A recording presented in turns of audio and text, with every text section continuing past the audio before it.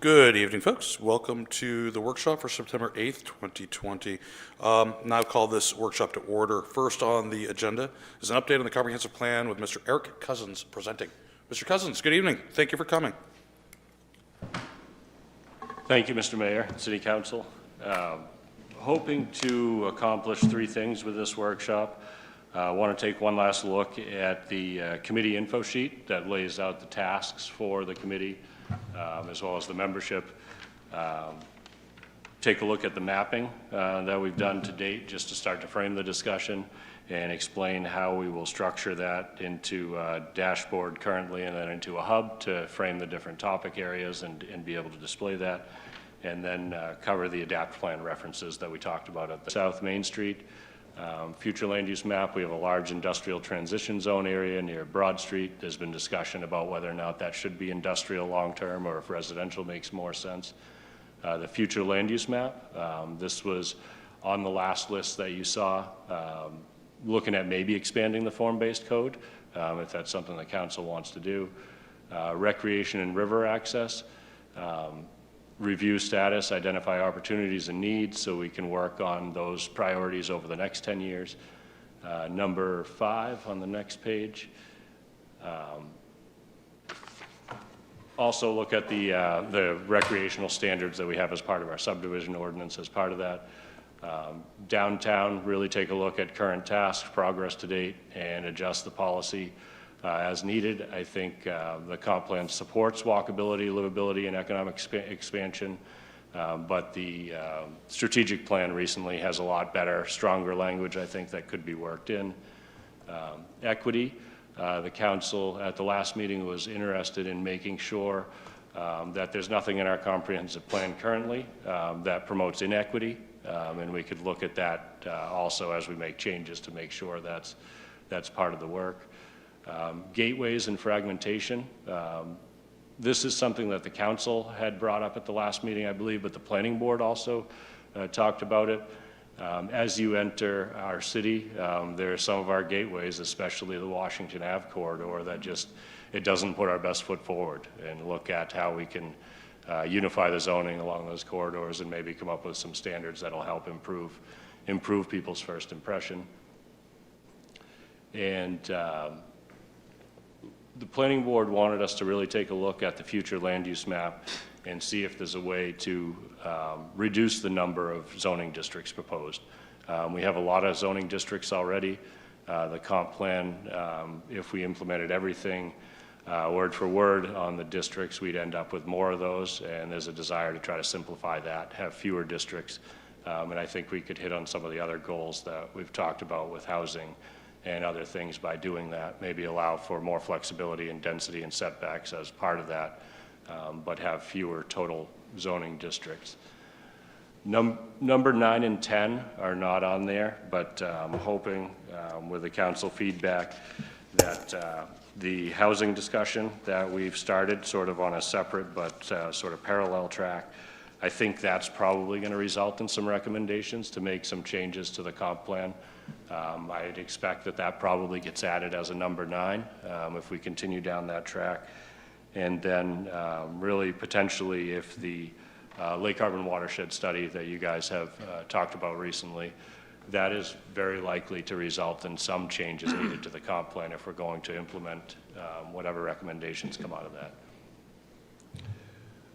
I'm hoping that we can kind of agree on those items, those 10 items as kind of primary work areas. Not to say that something couldn't be added during the process or later in the process, but if there are other areas that the council already knows they would like to see on the list, we'd love to get those on the list and get this thing finalized so we can get the committee to work. Is that a question, or do you want to just pause there and make sure we got consensus before we move on? I think it's perfect time to pause and see if there are other areas. Councilor Zania. Thank you. On number 6, equity, Mr. Cousins, I wonder if we can, instead of saying research if the comp plan currently promotes inequity, look towards promoting equity in the new comp plan. I know it seems like a small change, but I think to be proactive in terms of promoting equity. Ensure that the new plan promotes equity. Thank you. Anything else, Councilor Boss? Thank you. Yeah, I'd like to see added to the list, looking at opportunities to grow our agricultural economy. We've done a lot of work in the last couple of years to try to encourage agriculture happening in Auburn, and I think working that into the comp plan as well would benefit our community. And there are a lot of things that we can do that can fold into that comprehensive plan. This is a hot mic. Is there anything else? It's pretty good. And again, I don't think this is an all-encompassing list, i.e. things might pop up during the review. Of course, final approval has to come back to council anyways on the draft, so. Thank you, Mr. Cousins. Yeah, continue. Thank you. Next, we wanted to talk about the mapping work that Rosemary's done, go over a few of the districts that already exist in the comp plan where change is recommended, and generally go over the format that we're looking to use to frame this discussion and allow for public input and allow for pushing information out in an organized way as well. Did you want to talk a little bit about the format first? Sure. I'm just going to start a little bit with a dashboard. You'll be seeing more and more of these as we move forward. I think some of you have seen them, but if not, just a general what we're doing here. So the way a dashboard, these dashboards work is we have the map, and then we pull data from the map and categorize it in various ways. In this case, what we've done is we have the ag zone, so we've pulled out all of the parcels that are currently in the ag zone, and the gray areas are the ones that, according to the future land use plan, remain in the ag zone. You can see that there are, you can look at legends and turn layers on and off. And so we've categorized those based on what the comp plan says they need to be for future land use categories. So you can see how many of those acres are categorized in each of those categories and each of the individual zones. If you click on a specific category, it will highlight that area on the map and give you totals of the breakdowns. And then we also have the ag zone. There's a tab here for residential zone. Again, works the same way. You can also look at this and select, this is according to the comp plan, it designated areas as growth, limited growth, restricted growth, and so you can select, you just want to see the growth areas. So it allows you to explore the data as you look through the map and as you're making decisions. Yeah, it allowed us to look at utilities and service availabilities in the last comp plan and really designate those areas where there was room for additional housing or additional commercial development where we would want to encourage it as growth. And then there's the non-growth or restricted, you'll see, is largely ag zone areas as well as areas that are wetlands or floodplains, that kind of thing. And then there are also areas within the restricted category that are kind of neighborhood conservation areas where the neighborhood already is of a certain character that people wanted to preserve, and they really, they're not opposed to having houses there, but they really didn't want to see the density changed in those particular neighborhoods. Rosemary's also shown all of our residential districts. This will come in handy when we go further into the housing discussion.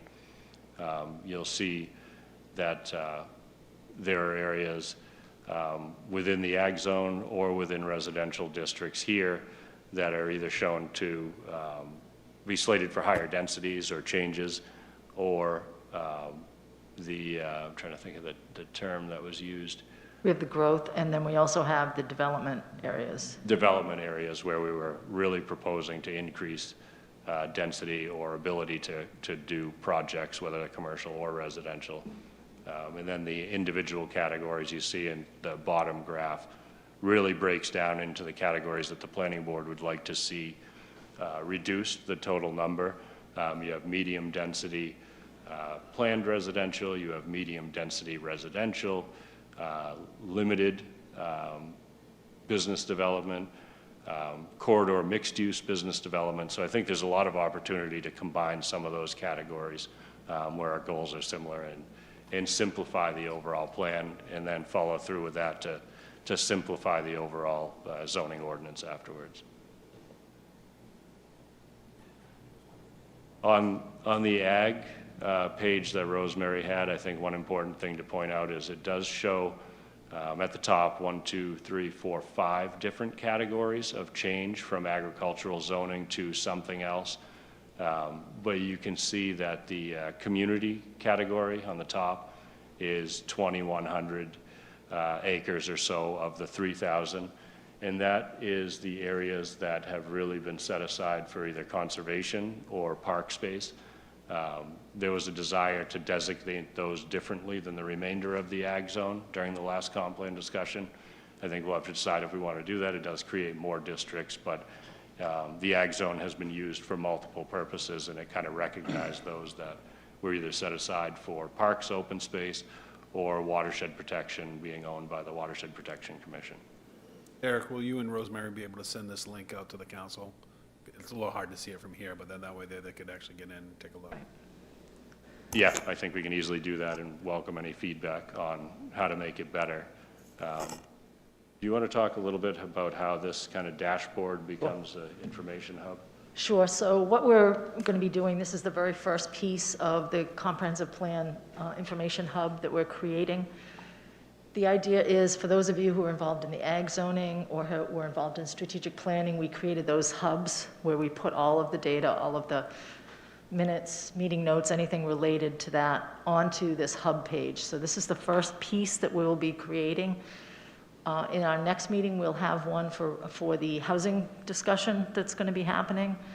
And then we will also take those two, and those will be the first things that will be going on to that hub. So it's a new hub that we're creating, and we have some new capabilities in our newer hubs where you'll be able to, quote, follow the hub, and it will allow you to sign up with your email, and we can send out notifications, that sort of thing. We can add calendars. And then the other part of that is, once you've signed up, you'll be able to provide feedback. So we can do like a virtual workshop, and people will be able to provide comments through that hub and through the applications that we create, so they don't necessarily have to be in the room. This will be the first time that we've updated the comp plan where we've truly been able to have an interactive dialogue as we create the document. We're pretty excited about that, as well as we're thinking that this document, that hub, may become the comp plan itself when it's finalized and refined during the process. So our comp plan is primarily an online hub, and then secondarily the printed document, whereas in the past it's, you scanned the printed document and you put it on the website, but primarily you handed out paper copies, and they're really difficult to update over time. People have old copies, so I think it's going to be great to have the primary version in the online form. It becomes a very dynamic, living document as opposed to a static PDF sitting on a website. The one thing that I missed in the beginning of the discussion was we've updated the membership to reflect what the council asked for at the last meeting as well. The 3 legacy members of the 2010 Comp Plan Committee. I think we have a couple people that are interested. Currently, we're still looking for a 3rd member, and we've had 2 planning board members volunteer. Their normal meeting would be here now, so we've pushed that to next Tuesday, and hopefully we'll get a recommendation from that board for who they think should be a part of that group going forward.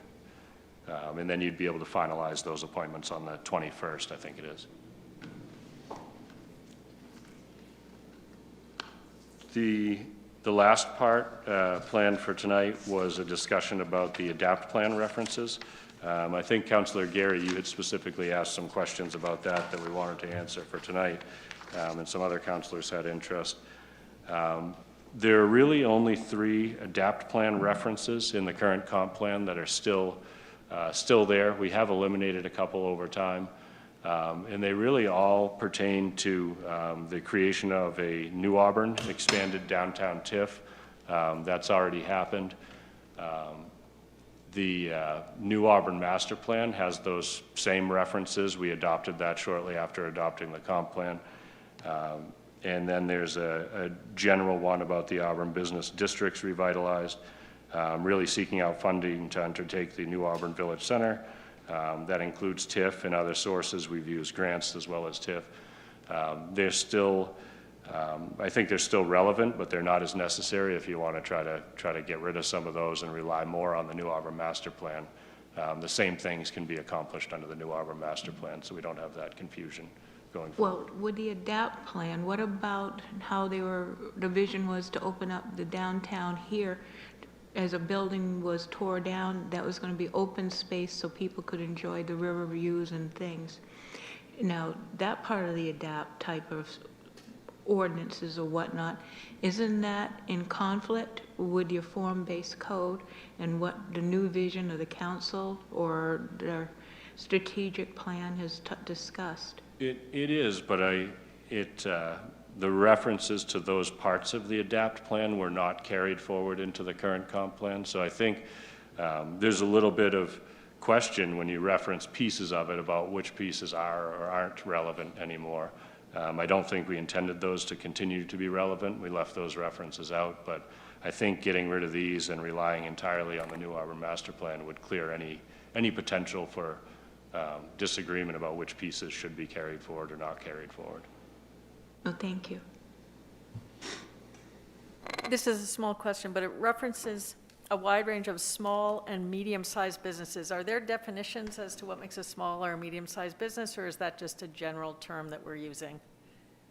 We don't have a specific definition in the comp plan. I guess we could look to kind of an industry standard. Some of the CDBG and COVID grants, I think, have definitions that people seem to be accepting. 50 or fewer employees as smaller, I think, is one of them. But we don't specifically have those defined in the comp plan. Would it be helpful to have a consistent definition?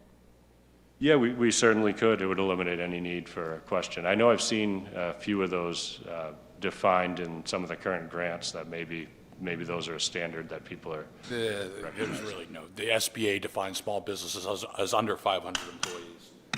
If you do look at that, I'd suggest moving to a more modern approach to definition, i.e. physical plant size, square footage versus employees. As we start seeing more and more employees not tethered to a physical location, it becomes a little bit, for at least comp plan purposing, a little bit more just not relevant, irrelevant when we're talking about employees if the majority of them are remote. So I think looking at it, when we get down to it, looking at it a couple different ways might be helpful. We can work that into the discussion. Is there anything else on comp plan? If not, we have a vote on it, obviously, for the city council's 2 members. I'll communicate out if someone else hasn't, but I'll communicate out to the chair of the school board too. I believe they have a meeting next week, and I want to make sure that she's up to speed on this, Mr. Cousins, and she might call you up for a little bit more detail, and then Okay. adds it to her agenda. And do we want, I can make the edits to the committee sheet that we've talked about tonight. Do we want this to go before the council for a final vote then, to kind of adopt that committee format? I think we do, but The charge, is that what you're The talking about? charge, yep. Absolutely. Okay. Yeah. Thank you very much, Mr. Cousins, appreciate it. Thank And you. Rosemary too. God love your maps. They are awesome. I mean, I literally I'll waste my entire weekend on them this weekend, so thanks. Thank you. Hopefully it rains. Next on the agenda, City Charter Review. City Manager Kroll, Mike Malloy, Counselor, and the City Clerk, Sue Clements-Delaire. Please, come on down or stay where you're at. We'll stay right where we're at. Thank you, Mayor, Council. So we had several conversations regarding the charter review, the process, what that will look like. One thing that has been discussed is, do we just move forward with a review, which is allowable? We're going to allow, Sue and I are going to let Michael kind of walk you through that. He's here to answer your questions regarding that process. And then what I've set up is a timeline, rather, for what that process will look like if we move in that direction. But Michael's here to answer questions. If there's concerns about moving forward with the review, which, as a reminder, there were conversations previously regarding having a charter commission. And the charter allows for this process of a charter review, which is really your responsibility. But Michael, I don't know if you have any overarching statement you want to make on that. Really, just Our charter just asks you to take a look at our charter and the ordinances every 15 years, and so that's what has brought this about, to my knowledge. And there's a couple statutory mechanisms for doing something about the charter. But why don't I let you start discussing it, and I'm happy to answer questions. If, Brian, if you could advance that next slide, that would be helpful.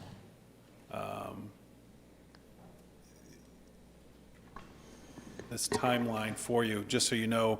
So the language talks about a charter and ordinance review. And so what the thought would be is that the city council would adopt a resolve at the next meeting, September 21st, that would begin the charter and ordinance review. What we would then create is a schedule, workshops, separate from our regular workshops. So this would be, and I've spread them out just to give staff time to, if you have edits with the charter, or if you need research that's done, you want to compare with another community, whatever it might be, for us to take a look at it. And then I also listed the articles that would, really where the council has been talking about reviewing. You're not looking at changing the form of government in Auburn, so Article 1 would not need to be reviewed. We're not looking at changing how we do recalls or the implementation, which I think is Article 10, talks about officers and when moving into, once it's adopted, that's already been done. So these are listing out the articles that would be reviewed on those different nights. That would provide the council time to review those. Come prepared for the meeting. We would have a conversation regarding those articles. You could then determine whether or not there's any recommendations that you feel that are needed. We know of a couple areas that we've talked about. We've had conversations regarding staggered terms. We've had conversations regarding, there was one more. I'm trying to remember. Term limits. Yeah, but there was something else that we had talked about specifically. I can't remember what it is now. But that's where we would dig into those and have conversations. Staff would do a little research ahead of time. We certainly would be prepared for the conversation on that. And then we would move forward with any of those changes would be, we need to go through a public hearing, council first reading, second reading, and then that's, after you're done, that's when it goes out to the voters. And there's a process that, I don't have that timeline listed on here, but that's, Sue would provide that for us on what that process would then look like. But it really depends on when you finish your work, on what would trigger that process and that timeline. Yeah, Phil, I just wanted to add, what process, whether this goes towards a charter commission or this is something where the council itself proposes amendments, that will depend on what you decide you want to do about the language. That will be the results of your discussion. So I just wanted to be clear that, if anybody in the public is looking, there's not a determination at this point whether or not a charter commission is necessary or appropriate. It will depend on your discussion, what topics come up. There's a spectrum of changes, and there's very little clear guidance between the statute about whether something is an amendment to the existing charter or a revision. Good luck parsing that. There's no case law. Really, the guidance that's out there are a series of MMA interpretive opinions over the last 25 years or so, looking really at other jurisdictions. But as part of the process of going forward, you would need to have a legal opinion on the changes and whether or not it could go forward if you decided to submit it directly as a council action or a commission would be assembled. Generally, if it's going to be a serious thing, then you're going to have to, my advice to you will be to call for a charter commission. It may be that you say, hey, you know what, everything is working just great, we don't want to change a thing, maybe a couple commas, or maybe we want some clarity about, the form of a budget message, just looking for things that might be, no question, anybody who has an axe to grind about whether or not a charter commission and that whole process needs to come up again, hard to imagine anybody having an issue with those type of things. But when you get into concerns like, voting authority, size of the council, I'm not sure about staggering of terms. That could be something that's changing really who has the power to take action of government. That's when I start thinking that's more going towards that serious spectrum where there's a public process through that charter commission. I don't know where the discussion's going to lead, but I just wanted to kind of put that framework out there. And the reason I'm conservative is if you get it wrong, you've spent, several weeks or months and resources getting towards a potential vote, and then to have it challenged in litigation could be unnecessary expense. So we're just going to have to see how your discussions unfold, but I wanted to put that framework sort of out there. Any questions about the charter review? It says in the initial box, the charter and ordinance review. So where does ordinance review come into this? The next slide. Oh, So then you'd have a timeline for your ordinance review. And so you have multiple chapters. And again, this does not require any charter commission, doesn't require any, vote by the community. This would just be, and what we would recommend is as you go through chapter 1 through 14, you would see something in here and say, maybe in chapter 16, which covers emergency management. You might look at that and say, well, based on this last pandemic, we've got a few recommendations. Those few recommendations you could then bring forward. What I would propose is once you've worked through that at a workshop and we get the language, we bring it back for review, we then would the review would come back to a regular workshop meeting with the council.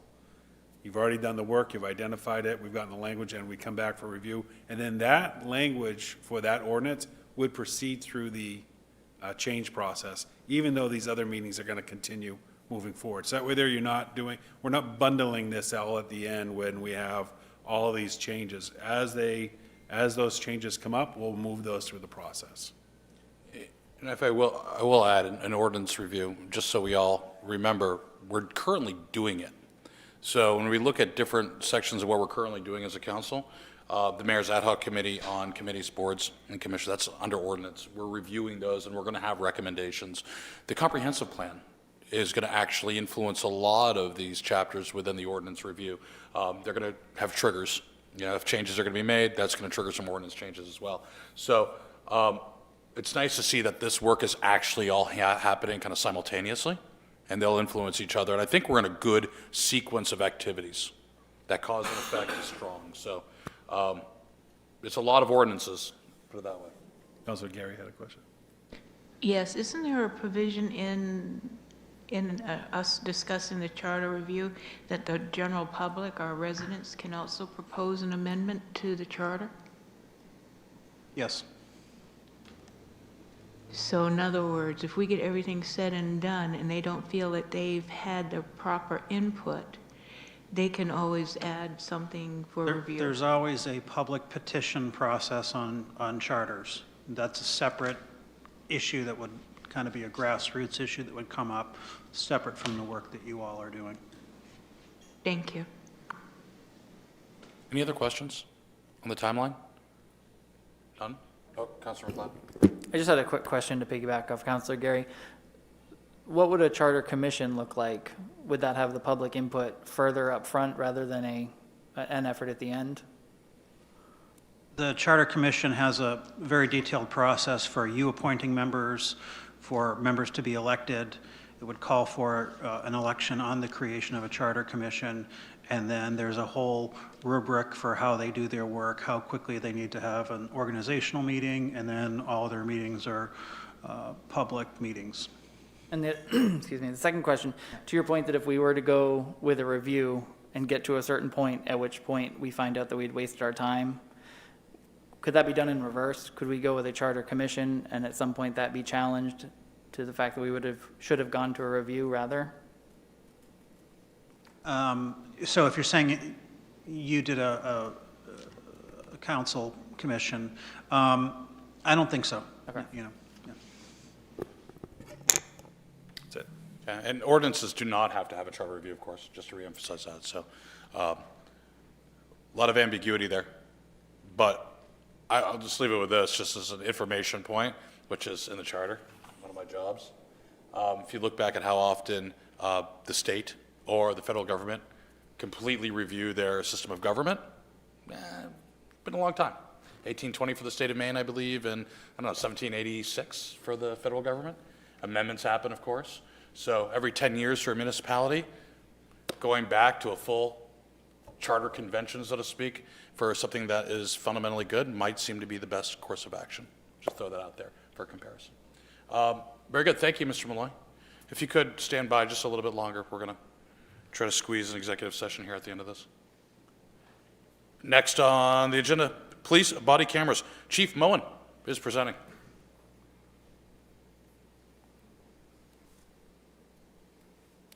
I think Brian's taking care of that out back for you. You should just double check the sound.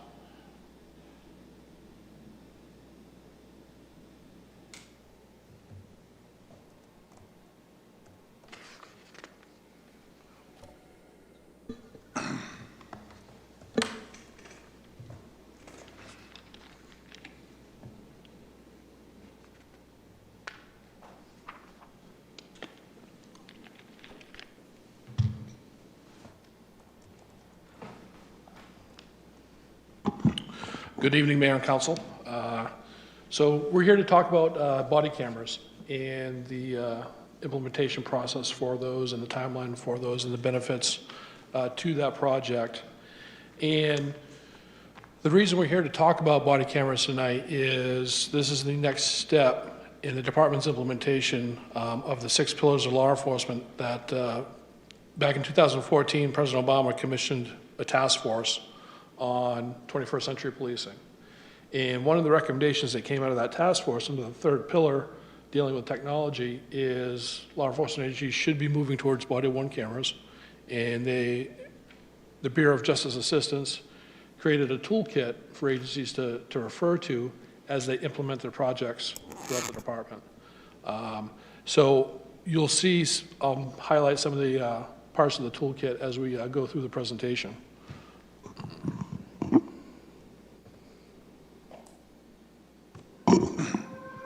BODYWORN provides a fully integrated officer and vehicle ecosystem for video capture, upload, redaction, and sharing.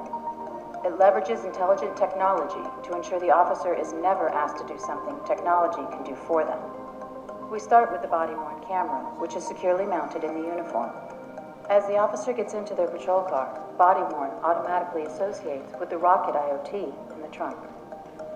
Now, the officer and vehicle cameras, including triggers, are synchronized based on policy. During a traffic stop, a series of triggers automate the Rocket IoT and body-worn to begin recording and offloading video. The digital media evidence automatically offloads and is temporarily stored in the Rocket IoT. When the officer returns to any departmental station, video is quickly offloaded to the cloud through the system's smart waypoint. Individual officers or groups of officers in the field can receive real-time BOLO alerts on their body-worn or in-car video systems. During a foot pursuit, body-worn sensors automatically trigger the device to begin recording. As an officer unholsters their firearm, body-worn will activate recording while sending real-time alerts to dispatch. Additionally, it will capture 2 minutes of pre-event recording to ensure all critical evidence is captured. In a high-priority event, the digital media evidence can offload to the cloud automatically using the cellular network. Because seconds mean lives, intelligence matters. This includes intelligence that allows the system to integrate to the department's computer-aided dispatch system. When a 911 call is placed, an officer is assigned. Body-worn and Rocket IoT vehicle video will automatically activate when the officer arrives on scene, tagging it with all relevant information for that call. Body-worn has an added layer of officer safety protection. In the event that an officer goes prone, the ecosystem automatically senses and sends alerts to officers within proximity and dispatch, enabling them to respond quickly. Dispatch and other assigned parties are able to view a live streaming feed of the officer's body-worn camera. The system's mutual aid capability allows multiple agencies to share BOLO alerts for emergencies and other life safety situations, thereby creating entire networks of smart cities for emergency response through AvailWeb. Meanwhile, AvailWeb allows departments to view and manage all digital media evidence. with rich interactive media playback, reporting capabilities to support day-to-day operations, and case management for operational efficiency. In order to respond promptly to video release requests, we've built in smart redaction to quickly automate the redaction process. In a few short moments, digital evidence cases can be shared to the district attorney and local news outlets. A dedicated lawyers portal allows the DA to access media from all agencies within their district. A temporary link can be provided to a news station for limited access. BODYWORN, promoting officer safety while building trust between law enforcement and the community.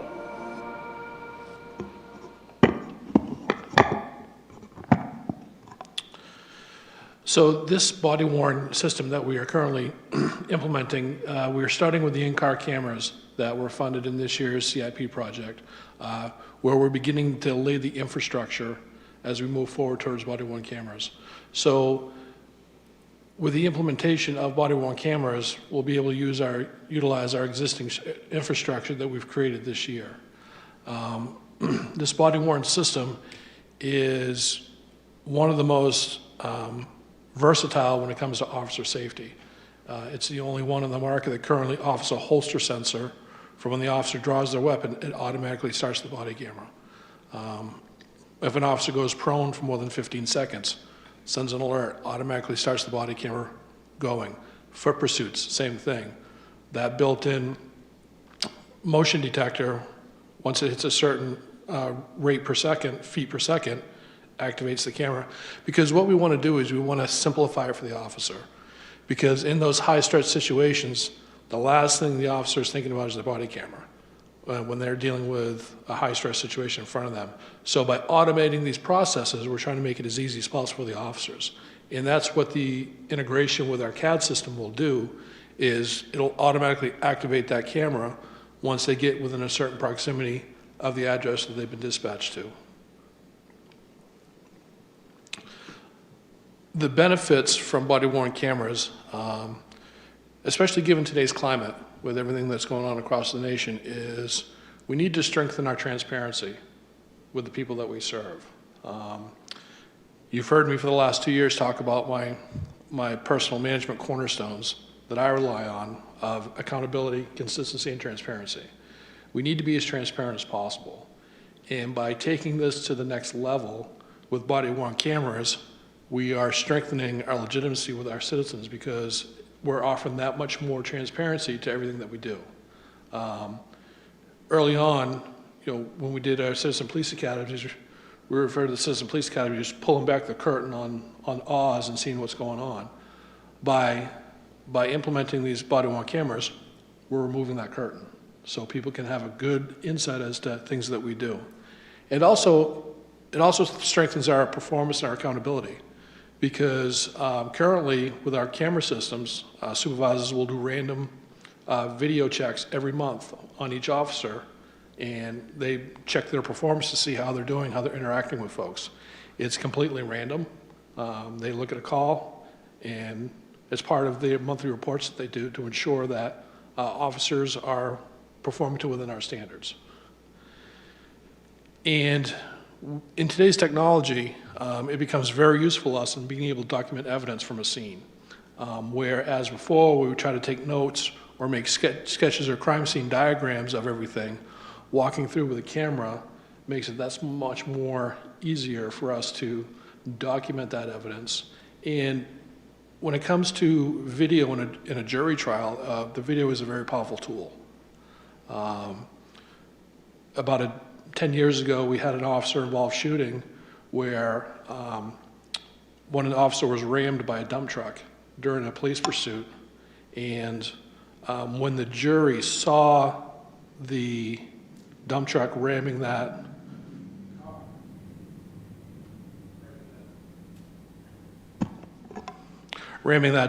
police cruiser, you could see the jury's reaction, which helped garner conviction in that case.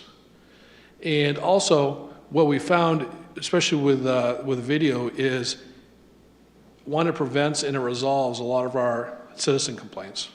Whereas, whenever we get a citizen complaint that comes in, first thing we do is go to the in-car camera video.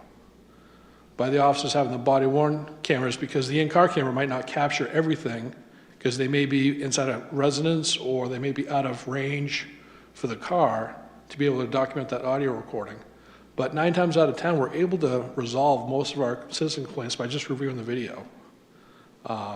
So we do have a very in-depth internal affairs process where our investigators are well-trained in those type of investigations. And we're very transparent in that, and we also make sure we get to the bottom of it. But having the video really will help us with that. There have been some concerns with body-worn cameras, and the biggest one is privacy. Whereas you have a non-criminal type complaint where it might be a loud party, where we're dispatched to a loud party complaint where the neighbor is called, and the neighbor may not like the outcome of the call, and they want to see the video. Well, you understand that when we go into somebody's house, I mean, there's a great expectation of privacy there. So there is state statute on the books that prevents that from happening. And I've put that up here on the screen, but what I really want you to do is focus on line number 3, where it says constitutes an invasion of privacy. If the request for the video constitutes what we consider an invasion of privacy, that video won't be released. So any FOIA request type request for video will go through a screening to see if it meets that statute. And if we consider that to be an invasion of privacy, that request will be denied. So part of this is also really ultimately ensuring the privacy of our citizens as well. The goal in this is all of our law enforcement encounters will be recorded on the body-worn cameras. There might be instances where an officer has community contact with somebody, they stop and talk to a person about the weather. That contact's not going to be recorded, but if that turns into a law enforcement encounter where the officer may consider taking some type of enforcement action, then that's when that recording would start. One of the things that the toolkit suggested was, you don't do blanket recordings for everything, because ultimately that will undermine the trust that we have, because if the citizens are aware they're being recorded all the time, where they may walk up to the car and say, hey, how you doing, and strike up a conversation with the officer, they don't want to have that concern or consideration that might be recorded. So there'll be stringent mechanisms in place to define what that law enforcement contact is to ensure that we're capturing everything that we need to. So the privacy piece is the biggest concern in any implementation of a body-worn camera project, is to reassure the citizens that not everything is going to be able to be released to the public. And Maine state statute really covers that very well when it comes to that invasion of privacy. And that's what that screening process will do, is to ensure that that privacy is not being invaded. And we look at data and data storage and retention, and we come up with certain parameters on how long we store that video data. And it comes down to 2 categories with criminal and non-criminal. If it's a criminal interaction where there's charges or prosecution, the district attorney is going to be able to want to hold on to that for a certain period of time. When it comes to statute of limitations, appeal process for any type of conviction. So working with the DA's office, we will set those retention standards to ensure that we're holding on to that data as long as possible. Whereas non-criminal data, typically that doesn't stay more than 30 days on the server. And that's currently what we use in our current system for in-car cameras. It stays for 30 days because that gives the officers, gives supervisors a chance to do those checks. And should any citizen complaints come in, we have that 30-day window to be able to go back and look through those types of video. So we're able to make some preset time limits. So it's an automatic process on that data and making sure that we're up to date in our retention standards. The biggest benefit to this project is we're moving from a server base to the cloud. where we have unlimited space on the cloud. This company has partnered with Amazon government to maximize that cloud storage. And that cloud storage is military-grade encryption to Department of Defense specifications. So it's for lack of a better word, it's bulletproof, where it can't be broken into, for lack of a better term. And what that does for us, and understand that currently we use a server system where we have to burn disks, where we have to burn DVDs or compact disks for every interaction, and we have to burn 2. We have to burn one for the DA's office, we have to burn one for evidence storage. We currently have over 5,000 compact disks in our evidence control, over 5,000. So that makes it very hard for our property and evidence coordinator to manage that.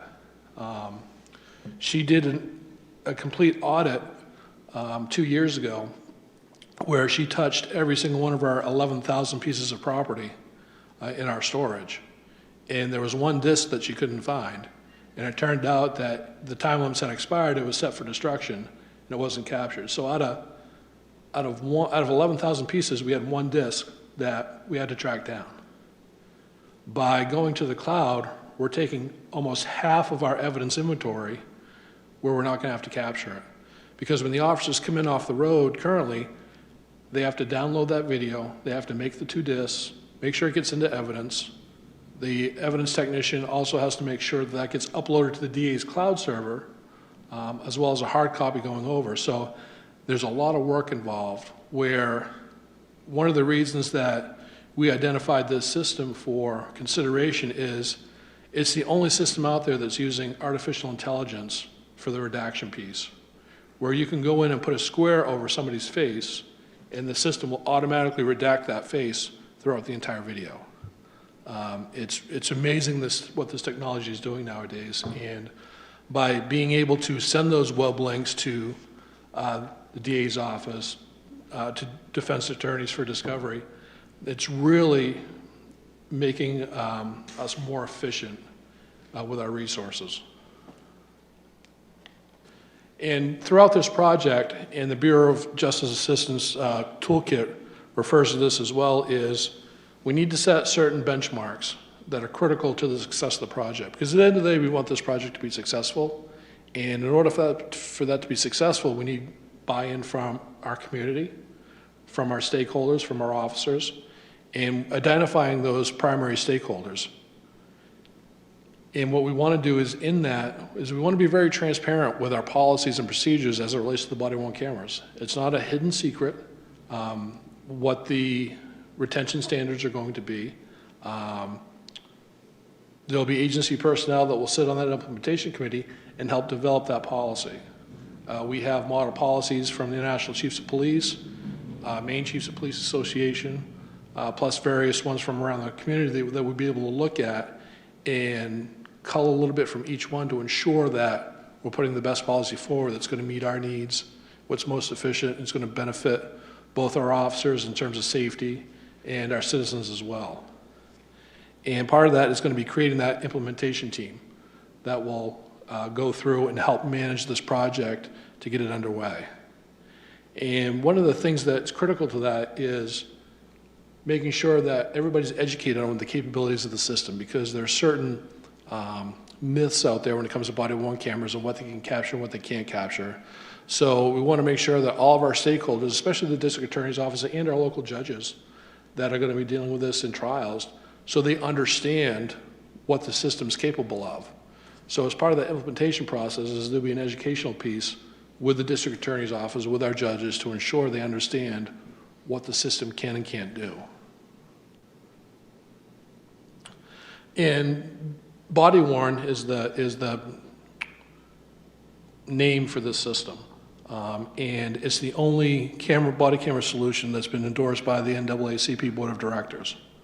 So they've come a long way in developing that technology. And I have here is exactly what that body camera looks like.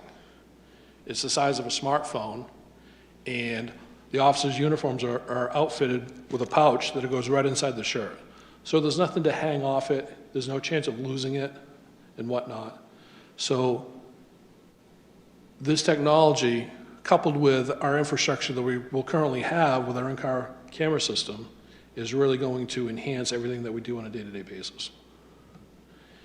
And when we look at a timeline for this project, we are currently undergoing the installation of our new in-car cameras next week, and all the officer training will be done in the next week or two. So by October 15th at the latest, our new in-car camera system will be online and active. And then in January of 2021, we will start forming that implementation committee. And that committee will lie out what we're going to do as benchmarks for policy development, training, and everything that we need to do to get ready for that.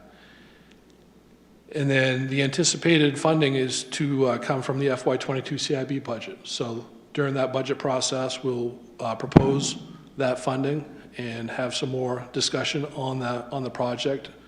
And then once funding has been allocated for that, come July 1, we're ready to pull the trigger on the project, have the paperwork in place for the bid process and the sole source to be able to get the camera, to be able to get the project started. And the company has assured us that by September 1st, we can start the officer training to get those body-worn cameras in service. And by November 1st at the latest, the project will be complete and the service, the cameras will be up and running full-time. Thanks, Chief. I think the one piece that we talked about as well is that this will eliminate the AVL system that we currently have. Yes. And so that's another cost-saving measure because we were able to take in a system that will incorporate the AVL. We're able to eliminate that component, which will be AVL stands for? the Automatic vehicle locator. Oh, the vehicle, okay. Yep. So that's a cost saving for us. You'll continue to see these timelines. One thing that I'm encouraging staff to do is when they're presenting, just so you have a good idea of what we're looking at for a timeline for implementation.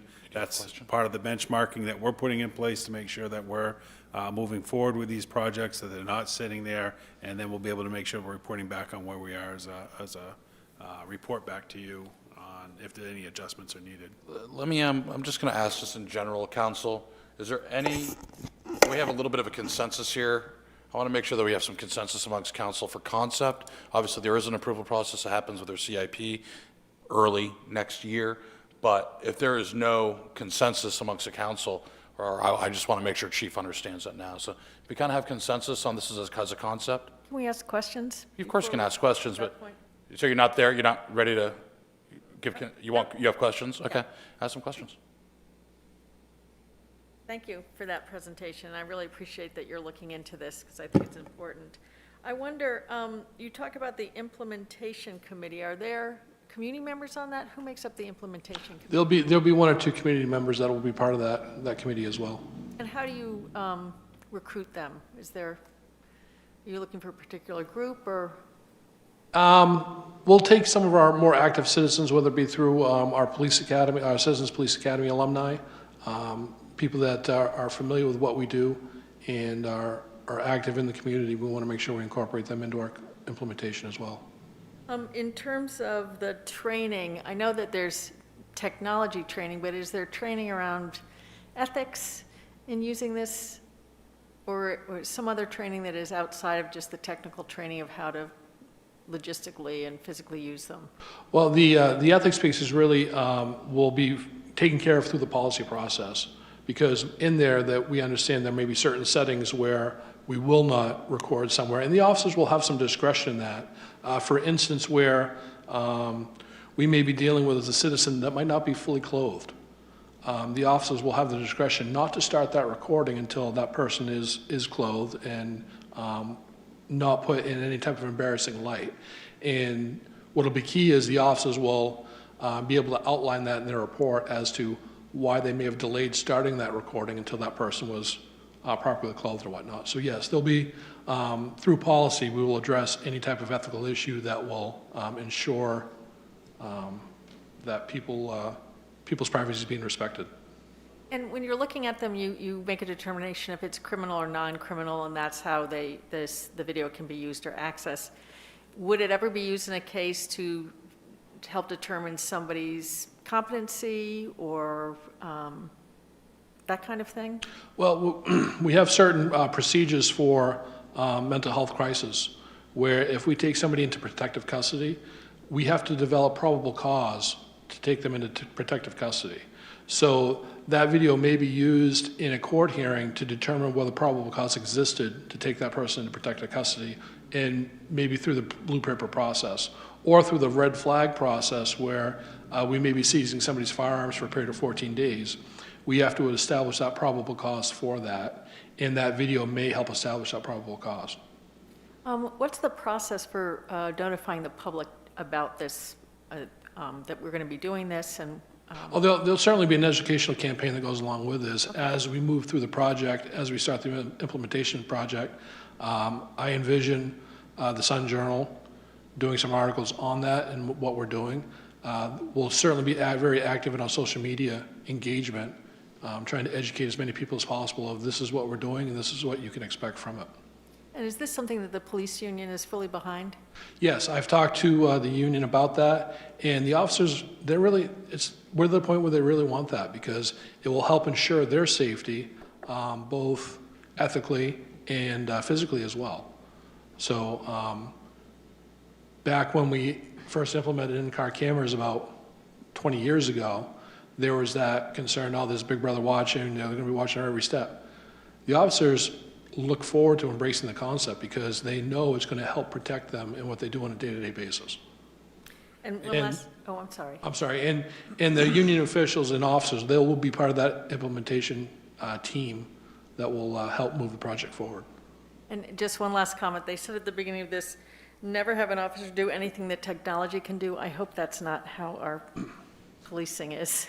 No, no, no. What that mantra is, so to speak, is when it comes to technology, as far as automating a process that the officer doesn't have to think about when it comes to activating that technology. We have crash sensors in our current system where if the system senses that there's been a crash, it automatically starts and pre-records that 2-minute buffer. So the last thing the officer needs to worry about if they just get T-boned is worry about reaching up and hitting that record button. So when it comes to, it's helping the officers be more efficient when it comes to activating the technology. That's what they mean by that is it's one less thing the officer has to worry about. When they roll up on a hot scene or a hot call, if they face an immediate threat or they have an immediate threat that they have to mitigate, the last thing that they're going to be thinking about is activating the camera, where with this system, by use of the AVL and GPS and integration with our CAD system, our computer-aided dispatch system, that process is going to be automated for the officer. It's just one less thing for the officer to have to worry about as they're facing an immediate threat.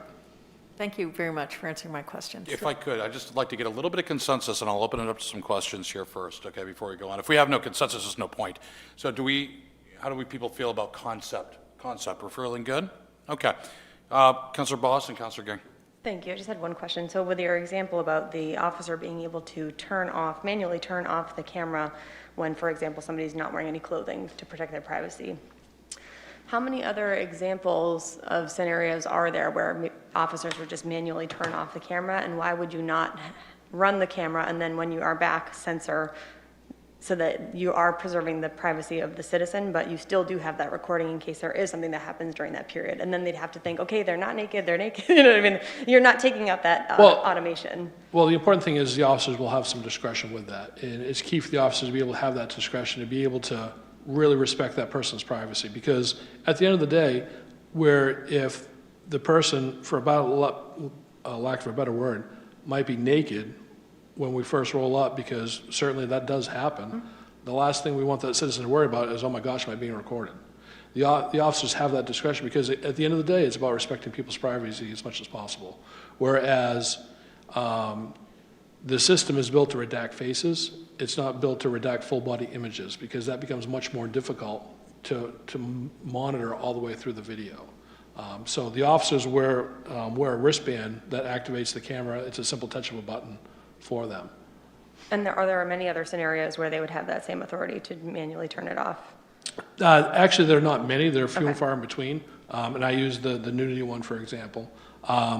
The officers, they will have the ability to maybe mute the audio if they're talking to a supervisor about a strategy or a tactic. It's been widely accepted through national policies and practices that, the officers have the ability to mute it while they're talking about strategies with a supervisor or whatnot, and then to activate that again. Thank you. Councilor Gary? Thank you, Mr. Mayor. It's quite fascinating when you're reading this detailed information, what you said, that this body camera will in sync with the car. And it's sophisticated enough to know if an officer has to change a car, who it is when he gets into another car. Yes, ma'am. As soon as the officer activates the in-car camera system, it automatically syncs with the body camera. So they don't have to go in and manually do anything. As soon as the in-car camera recognizes that body camera, they sync and they act, they join and work coherently together. And one of the good things with the system is in the video process, you can take the in-car camera video, the body-worn camera video, and you can sync them and show them on the one screen at the same time. So you're actually seeing two different views. So like if two officers come in different cars and one is in pursuit and the other one just jumps in a car, he grabs the first car that's available, closest to him, and he takes off after his partner and the suspect, you're saying that it will automatically know it's not the original driver? Correct. That's really great to know technology. So if I could, I think we have some consensus here, which is great news. What are we giving consensus to? Just moving- continuing with the process before it goes to CIP for final approval. Okay, thank you. So as we move forward, and I will say to Phil, Mr. Manager, this is, when you're looking at large expenditures like this, singular, kind of coming to us in an ad hoc manner almost, even prior to the quote-unquote budget season, makes a lot of sense. Helps spread it out a little bit, I think, and allows us to do other work during budget season. So I appreciate this. Timeliness is good. I want to echo something that the manager said about AVL replacement. On my notes, and looking at the website, which is BODYWORN.com too, some great background information and some other adaptabilities. If come CIP time in the presentation, if we could look at what the net ROI is on this, or net cost too, after elimination of AVL. We have the car add-on for wireless, which I believe we have now, which is probably redundant. So there's some redundant features, I think, was technology that we already have. So if we can look at how we see this on a net basis, and then obviously the time between now and CIP vote is a great time to see any grants or lobbying that can be done at the federal or state level for financial assistance. Certainly. Currently, there aren't any funding sources out there for body-worn cameras. My hope is in the next 6 to 8 months, as body-worn cameras become more of the front-burning issue that we're facing today, is that DOJ will activate some funding for that. I just got an email tonight where they're doing a grant process for officer wellness and safety. So we'll be looking at what we can do in that grant for officer wellness things. So hopefully that DOJ will come back out with more funding for body-worn cameras like they did about 5 years ago. Very good. Great. Thank you very much, Chief. We appreciate your time. We look forward to hearing more about this a little bit later on. Thank you. Okay.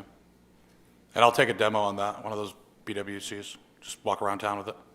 No. One thing I would just add is that by having this process allows us to be, I guess the term would be shovel-ready when a grant comes up. We've already got good consensus from the council. The chief knows, move forward with applying for any federal funding that might be coming available, because if that funding does come out, it'll be a quick turnaround on it. So. And, one of the things that we did do in our consideration for this is, one of the things we put to the vendor is, okay, what are the cost savings going to be if we were to partner with another agency on this? And they were pretty blunt and said there really isn't any, because every agency has to have their own infrastructure to be able to get that data to the cloud. And you're not going to see any bulk savings on the actual individual camera purchases until you hit about 200. So we did throw that out there to see if it would make sense, or if there'd be some cost savings to be able to do that with another agency, and there really wasn't for us. Very good. Well, thank you very much, Chief. Thank you. I'm now going to call this workshop close this workshop, excuse me. Just as a note, we'll reconvene probably at around 7:05 on the workshop items. Next, though, we do have an executive session that I'd like to have before our regularly scheduled council meeting. And let me turn that and read that. So at this point, I'll entertain a motion to enter into executive session pursuant to 1 MRSA, Section 405. Do I have a motion? So moved. Motion for Councilor Carrier and a second from Councilor Milks. All in favor? Opposed? Abstained? None being? Vote of 7-0, we now stand in executive session.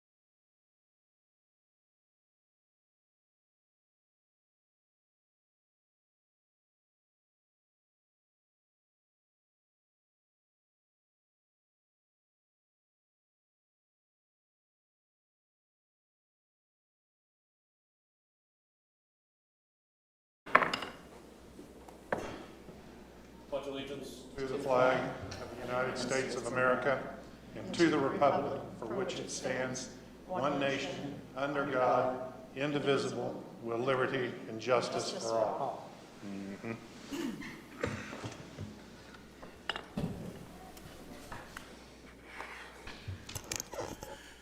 We have one consent item on the agenda tonight. I'll entertain a motion. So moved. I have a motion for Councilor McLeod. Do I have a second? Second. Second for Councilor Walker. Show of hands. All those in favor? Opposed?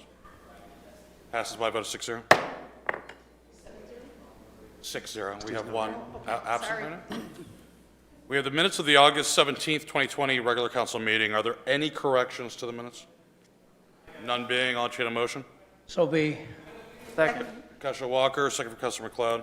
Okay. Show of hands. All those in favor? Minutes are accepted by a vote of 6-0. Now on to communications, presentations, and recognition. We have a November 3rd, 2020, in case anyone didn't realize, is an election. We want to review the election communication plan with Liz Allen and Rosemary Mosier from our communications department, as well as the city clerk at this time. So I'd like to invite Liz and Rosemary. Good evening.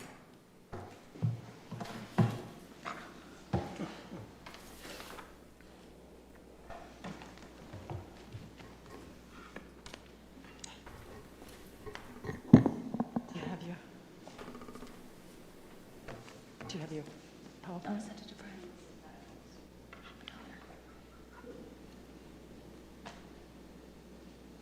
You want to go ahead and start, Liz, while she brings that up? Okay, yes, good evening, Mayor and Council. I'm Liz Allen, and I am your Communications Director. I'm truly delighted to be here with you to talk about the upcoming election and what Team Auburn is doing for promotion around that. I'm joined this evening by my extraordinary teammate, Rosemary Mosier, who you all are hopefully very familiar with at this point. Find it? No. Nope. No, it's not. Okay, so I'll forge ahead without the slides, but, so we're gonna keep this fairly brief, keep you moving through the meeting, and I'm gonna jump right in. What we wanna promote, the most important messaging for our voting public. What's your ward number, and where do you vote, right? Also, who can vote, who's eligible, what ages, things like that. How and when to register, how and when to vote, whether it's absentee or in person. And also how to get to the polls. What's the closest bus stop for our transit system to get people into our 3 new polling places?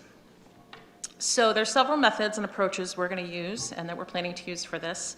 Among the most common, of course, are social media. So the City of Auburn, as you probably all know, has a Twitter page, a Facebook page, and we have a fairly new Instagram page that we rolled out during our 150th, I think. So we're going to use those traditional ways, social media, lots of great colorful posts and things like that. By design, all roads lead to our city website. That's the most powerful resource we have for information for residents, for visitors, for businesses, for our staff. And our city clerk has built an amazing set of pages that go around voting and elections in Auburn. Everything you need to know about elections and voting can be found on auburnmaine.gov. So the two of us specifically, together with the clerk, are especially excited to share 2 brand new resources with you tonight that I'm hoping will not only knock your socks off, but will more importantly help us promote our elections and voting in a fresh new way. The first is our brand new Find Your Polling Place app. So we have an app. This app is also part of a bigger feature, which is our Elections and Voting Hub. Think of a hub, you guys have been hearing that term from us now for a while. Think of it as basically a website of sorts. It's a centralized location for all things voting and election in Auburn, and we're hoping this will be a long-term tool for us to use, not just for this election, but for all of them moving forward. So Rosemary's going to take a few minutes to walk you through both of these incredible new resources. Liz, while she's doing that, would you mind just going and emailing your presentation to Brian? Oh, of course not. Yeah. Okay, well, thank you, Liz. Thank you, Mayor, Council, for having us here tonight. So the first thing I'm going to show you is the new Auburn polling place locator. And this is a really pretty extraordinary new tool. It will be part of the hub, it will be on our website, but it's pretty simple to use. You basically can either click on the map to set your location, or you can search for a location. So I'm just going to search for, I don't know, 358 Main Street, or in Auburn. It's going to put a dot on the map where 358 Main Street is, and it's going to tell you where to go to vote. So you'll see that it says that the next election day is November 3rd, that the voting for wards 3 and 4 are at Auburn Hall, the location. The closest city bus link stop, you can click here and link to the city link maps, and it tells you where the closest stop to Auburn Hall is. The hours on election day, information about voter registration, information about early in-person voting, absentee ballots. These link back to our website, and information on contact. Once we have sample ballots, we can put those sample ballots in and link them. We currently don't. You can click on the map as well. The other really cool thing that it's going to do is I'm going to come up here and just add, I'm going to go to like 500 Center Street. And for this ward, for tonight's demo, I pretended that today was election day in those wards. And you'll see that there's a little bit of a difference. It says today is election day, and the approximate wait time is 5 minutes. So what we're going to do is we're going to have some, I believe it's going to be some high school students or somebody that are going to be there. And they will have a handheld device, and every so often they're going to go in and tell us what the wait times are, and it will automatically populate and tell us what the wait times are. So anybody can go in and check that. So that's pretty cool. The next piece that will be part of is our election hub. So the hub is a much more detailed place to go to get information. It starts out by, on election day, we will put those wait times for all 3 of the polling places. And we've added the key election dates. So you can register to vote today, you can request your absentee ballot today. On October 5th, the ballots, or the week thereof, they become available. You can do in-person voting, the last day to request your ballot, etc.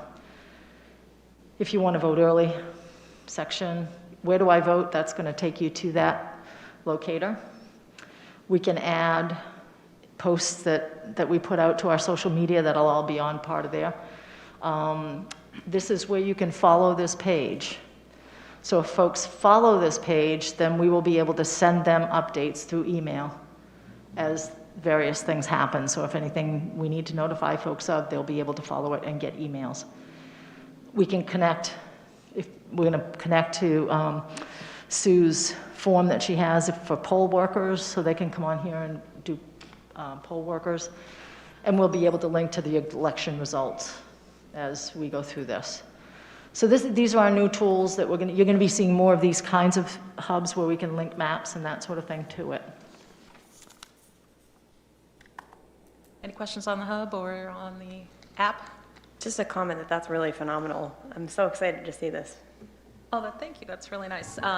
Rosemary's worked incredibly hard on it, and I could not be more excited to take a fresh new approach at how we're sharing information. I mean, everyone is on their device, and this stuff is really compatible, whether you're on a desktop, a laptop, tablet, whatever. So, and having that live time, those updates are really, there's tons of potential there as we move through our various elections. First of all, it's good to see you, Liz. And you. For people who do not have access to the internet, are there plans for those folks to be, I know that for some people, you know, I always say, what ward are you in? And that they don't know, and I say, well, where do you vote? And that's been a way. So I didn't know if, and I mentioned to the city manager, if there could be a yard sign, even just with the link, you know, so that eventually you get there, or something, just so that people who won't, and maybe it's a very, very small minority and it doesn't matter, but it just might be nice to think about other ways to get folks. I appreciate that question so much, and there's a few more things in the presentation that I think will help that for you, but that's always such a challenge for us when we're communicating. You know, not only does not everyone have a Facebook page, but, you know, not everybody even has access to internet, so we want to make sure we're tackling those things as well. Oh, now we have our thing. That's great. Okay, next one. So, as you know, our team, whether it's council or staff, we're always looking for ways to partner and collaborate with the folks in Lewiston. So we have, for this election, come up with some really great ideas on how to do that. I'm delighted to share that we're going to do some Twin City promotional videos. We're going to, part of the new communications team is Phil Larley from Great Falls Television. And so we're going to use that resource, and we're going to partner with the clerk's office and with the city administrator in Lewiston, and we're going to come up with a series of short videos that are informational. Some of them are going to be kind of fun. There's even a surprise that we're working on for both communities with that regard. So I think that's a really neat approach, and we'll be able to push those out on Great Falls Television. So that's one way we'll be able to get to folks that maybe aren't online. But also, of course, we'll blast it on social media, and we'll keep a steady stream of those coming from now until Election Day. We also won't forget our more traditional method of communication, which is email. So we have about 2,000 subscribers to our Alert Me email system, so we'll be sending those messages out consistently as well. Here's another cool way we're going to connect with everyone, hopefully, that drives by this building and another location as well, is some exciting new technology coming forward. Thanks to CARES Act funding. You'll hear a bit more about this from the city manager during, I believe, the COVID update this evening. But we're investing in a couple of really high quality, super high resolution LED signage. So we'll be able to push out messages about whether it's vote here today or, you know, whatever different community events that we have going on for the city, important parking bans during the winter, any really imperative COVID-19 prevention tips. We'll be able to really get that message out to a really wide audience, so we're very excited about that piece. So the last slide I have for you is our promotion timeline. I think that's a little bit hard to read from where you're at, but ongoing, we're committed to no less than at least one post a week that we're pushing out some educational component about our election process and the months to come. And then tomorrow we're planning to roll out the app, the Ward Finder, I keep calling it the Ward Finder app and the hub. So we'll make that widely available, press release, that kind of thing. And then from the 10th till probably the end of September, we'll be working on those video productions and getting those rolled out one at a time. In October, fingers crossed, the absentee ballots will be ready to go around on or around the week of the 5th. So that'll be another big push promotionally for folks to do that. Hopefully somewhere in there our drop box will be installed here at Auburn Hall, and so we'll push that. We'll take great pictures, show people where the locations are. We'll add that box to the map. And then our deadline for installation on the LED signs is October 30th. So we're hoping for a little sooner, but it's going to be a bit of a tight turn. So there won't be a ton of time for that promotion, but it'll be right on time for Election Day on November 3rd. So the other piece that I kind of left out of the slides, was there one there? I probably glossed right over it. Was that one? Thank you. So we did noodle around with your idea for yard signs. I mean, they're everywhere you look, the closer and closer we get to Election Day. We talked about the potential for, you know, now we're entering Ward 3 and your polling place is X. The challenge with that is that, and Rosemary, weigh in if you need to, but a lot of our ward boundaries Almost all of coincide them. with streets. So if you're driving down Minot Avenue, one ward might be on one side of you and another ward on the other side. And so that's very challenging to try to get those signs in the right place and assume that people aren't going to move them. And you know, you can drive a little ways and be right out of that ward and into another. So I would like to recommend something a little more consistent where it's the same sign everywhere that directs people either to the website or maybe put the clerk's office phone number, you know. So something more uniform that we can put in every ward and not worry that we're getting the right labels. But I would welcome input from the council on that and what your thoughts might be on some public signage of that nature. I'll give you a little sign psychology, and there is. Oh, it's not wisdom. It's horrible. I can't stand the things. Every politician says they can't stand signs, but they absolutely need them. If you're going to have signs, obviously the info at makes sense. If you're going to have that sign, it needs to be not your standard size. At a 2 point, you have to resize it, but it needs to be at least a 2.4 or 2x4, excuse me. Just because on a drive-by, even on an intersection, you won't be able to read the bottom print. And you're going to want to stand out with every other million-plus signs that are going to be out there in that same color scheme. They're all red, white, and blue. That are all red, white, and blue. So that's going to be your big challenge. And from a cost standpoint, you're looking at multiple colors up there, 3, white's a color, not bad. So that's going to be, it's going to be expensive. It'll be about $20 a sign on corrugated at a 2x4, maybe more. Yeah. We may do a more economic version. I found some online for about $3 a sign. So, I think that we won't get a lot of use out of those. We won't get much mileage, but On the small signs, 3 to 4, yeah. That was a You 12 might by even 18. want to look at the 2020, eliminate the 2020, and you have reusability. yeah, for sure. So you can use them every election cycle if the website stays the same. Yeah, So that's my sign wisdom. Mr. Mayor, I appreciate it. I have a Yes, Counselor. question. How many of those marquee signs we have, that the portable ones that the police or public, park and rec use? We'll go into that during the COVID update, because those numbers are gonna change. And so I can cover Okay. that during the COVID update. And then have you thought of hitting up businesses that have the marquee type signs, like the library, the ones on Center Street, whichever ones are closest to whichever new polling place for this election are, that maybe for at least, you don't want to take away their marketing part, but if they would be willing to donate their space for, say, like 5 days before the election, 5 with the election day? Yeah, I hadn't thought of that, and that's a wonderful idea. I think through the offices downstairs, I think they have a pretty comprehensive list of who has those electronic signs. So I think that's a wonderful idea. Thank you very much. Councilor Boss? Is it possible also to do a banner across Court Street, since those are not movable? Do not have the ability to do banners at this time. There is a banner in New Auburn. I've seen that, yeah. So Virtual, it yeah. has to do with liability in that building. We're not able to keep a sign on it without it coming off the building. Ooh, okay. The other thought was to work with the public library and have the same poster inside, so for those folks who are accessing the library to get internet service, to Councilor Lasagna's point, be a good partnership there. That's a great idea. Thanks so much. Councilor Zanya? I know that the clerk's office was extremely helpful to somebody who called with questions and would only get them answered by phone. Is it too much to put the phone number on there? And I ask you because you all would be answering it. Or does it seem appropriate to have the phone number for the clerk's office on a sign? On a sign, I won't believe see it. it's in all of the social media push-ups and everything.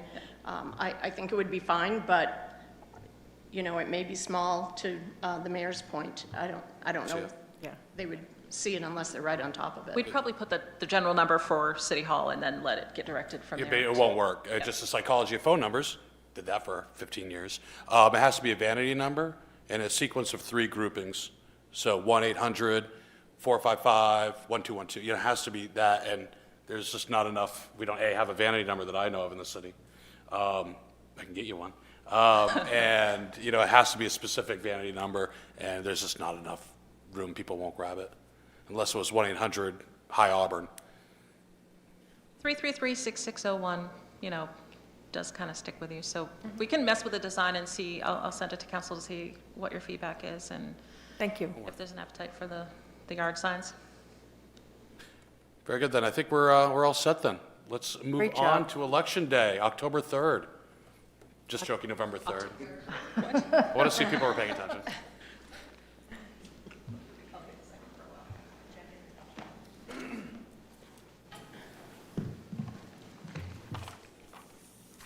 Next, we have an update on COVID-19 grab-and-go program and recovery update with Deputy Fire Chief Matt Fifield. Yep, he's here. So, Sabrina Best and Mark Goslin. yeah, so we have quite a bit to update you all on. To start with, one of the requests was, where are we currently with the Keep Maine Healthy Round 1 and Round 2 grants? So I signed the amendment to that grant this afternoon, and so it was sent. So we do know it's now official with our funding amount. Round 1 ended up being $354,443, and Round 2 was $133,504. We are capturing about $136,000 in direct personal costs. Some of that is as it's related to monitoring, like you see the position that's downstairs and Auburn Hall. We have monitors at Norway Savings Bank Arena, Ingersoll. Rec has several field monitors for events that might be occurring, whether it's a organized sport activity or even if they've done some monitoring at the gully, because that's an area where a lot of kids are gathering, and so there's a monitor there that's helping ensure that people are taking safe precautions. The code enforcement officer, our fire prevention officer, we're receiving on average, I could go back and look, but we're probably receiving about 5 complaints a week through the state regarding businesses that aren't following procedures. Those all require a staff follow-up, sometimes a staff inspection or visit, depending on if the owner is willing to comply and says, yes, please help me with my signs, help me get things up and running. We want to make sure we're in compliance. Then that goes a lot smoother. We've had some that have not, and so that required we do our best to do the education, then we refer it back to the state, and then the state goes in and does their inspection. We have several dollars, close to right around $40,000+ that's assigned to education and materials and supplies for our new Mainer community. We have maintenance and repairs to ensure social distancing. There was a lot that needed to be done within our facilities to ensure we are meeting some of those requirements. That totaled close to $16,000. If you go down to the clerk's office, you'll see plexiglass at different workstations. That's what I mean by some of the maintenance that was required. But it wasn't just this building, it was other buildings as well. We have about $132,000 in materials and supplies. This required changing out some of the activity tables that we had. If there were wood tables, we needed to change those out so that we could clean them, disinfect them on a regular basis. So we ended up purchasing quite a few folding picnic tables. Those are at the Boys and Girls Club, the Community Youth Services, PAL Center, the Rec Department, also available here and at the Fire Department. That's for staff that goes out, that may be going outside and using those. We also purchase child-sized picnic tables for rec programming, hand sanitizer. As you can imagine, we are using a lot of hand sanitizer, hand washing stations, and PPE equipment, disinfectant fogging machines. Those are to go into APD, PW, rec, to use a fogging solution, I guess, Matt, that allows for a deep clean of some of our areas. Mailings, we'll be doing, we're going to continue with we're going to move forward with certain mailings that goes out to families in Auburn. It's about $30,000 that's set aside for mailings. And again, it's putting information out to our community. We are looking to changing some of our recreational programming. So one of those is to be able to do we're trying to shift to as many outdoor type programming as we can. One thing that we're shifting to is purchasing an outdoor air screen that'll allow us to be able to hold events outside, be able to, whether it's some of our movie programs that we do, whatever it is, each one of those we will be playing some of our COVID safety videos before, during intermission, different times, so that way they were another creative way of getting information out. We had to change out a lot of our bleachers, again, that will allow us to be able to distance people at different events, activities.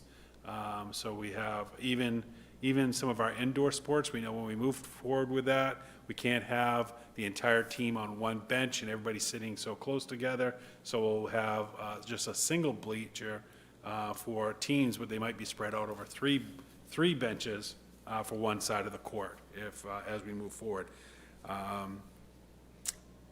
So that was also $4,000 there. We have message sign trailers, as Councilor Gary was referencing. So these are again for CDC best practices, notifications, things that we certainly we did use what we had, but we could have used more of when the pandemic first started, and we can continue using it for good messaging, especially if, as we move forward with other events or people coming into an area, even to a building, if there was messaging out on voting day to help try to educate people before they get to the building, that'll be helpful. So we're purchasing 2 additional sign trailers for that. That was $33,000, and we're purchasing 2 message signs, as the one that Liz showed. That'll be here on the building here at Auburn Hall. The second one, that was a one-sided sign. The second one will be a 2-sided sign. We're looking at installing that in New Auburn near the bridge as you come across. That has a great deal of traffic, daily traffic counts that we'll be able to get a decent amount of viewers on. We have, that was $34,000 for those 2. We have temperature kiosks. These are hands-free temperature kiosks. So you just walk up, it takes your temperature rather than, as you see out here, everybody's coming to a table, everybody's touching things, we're cleaning it constantly. To have a kiosk, we'll be able to do that. Rec will also be able to do that for their programming before kids go in to play sports or be able to be outdoors to play sports. They'll still need to go to the kiosk and have their temperature taken as they continue meeting those practices. That's $10,000 for those. Portable speakers on wheels, again, to ensure social distancing. A lot of times, some of our activity, people were able to huddle up and come together pretty close. Now we have people spread out. So having portable speakers and handheld units allows us to project without everybody getting very close together. That was close to right around $400 for that. And then, I don't know about you, but if you've gone anywhere, the thing that I used to always see everywhere were hair ties in parking lots and everywhere. Now it's masks. And so masks are everywhere.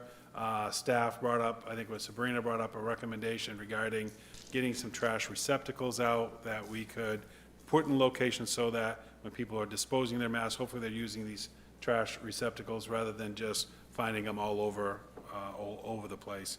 And then the last one was regarding marketing.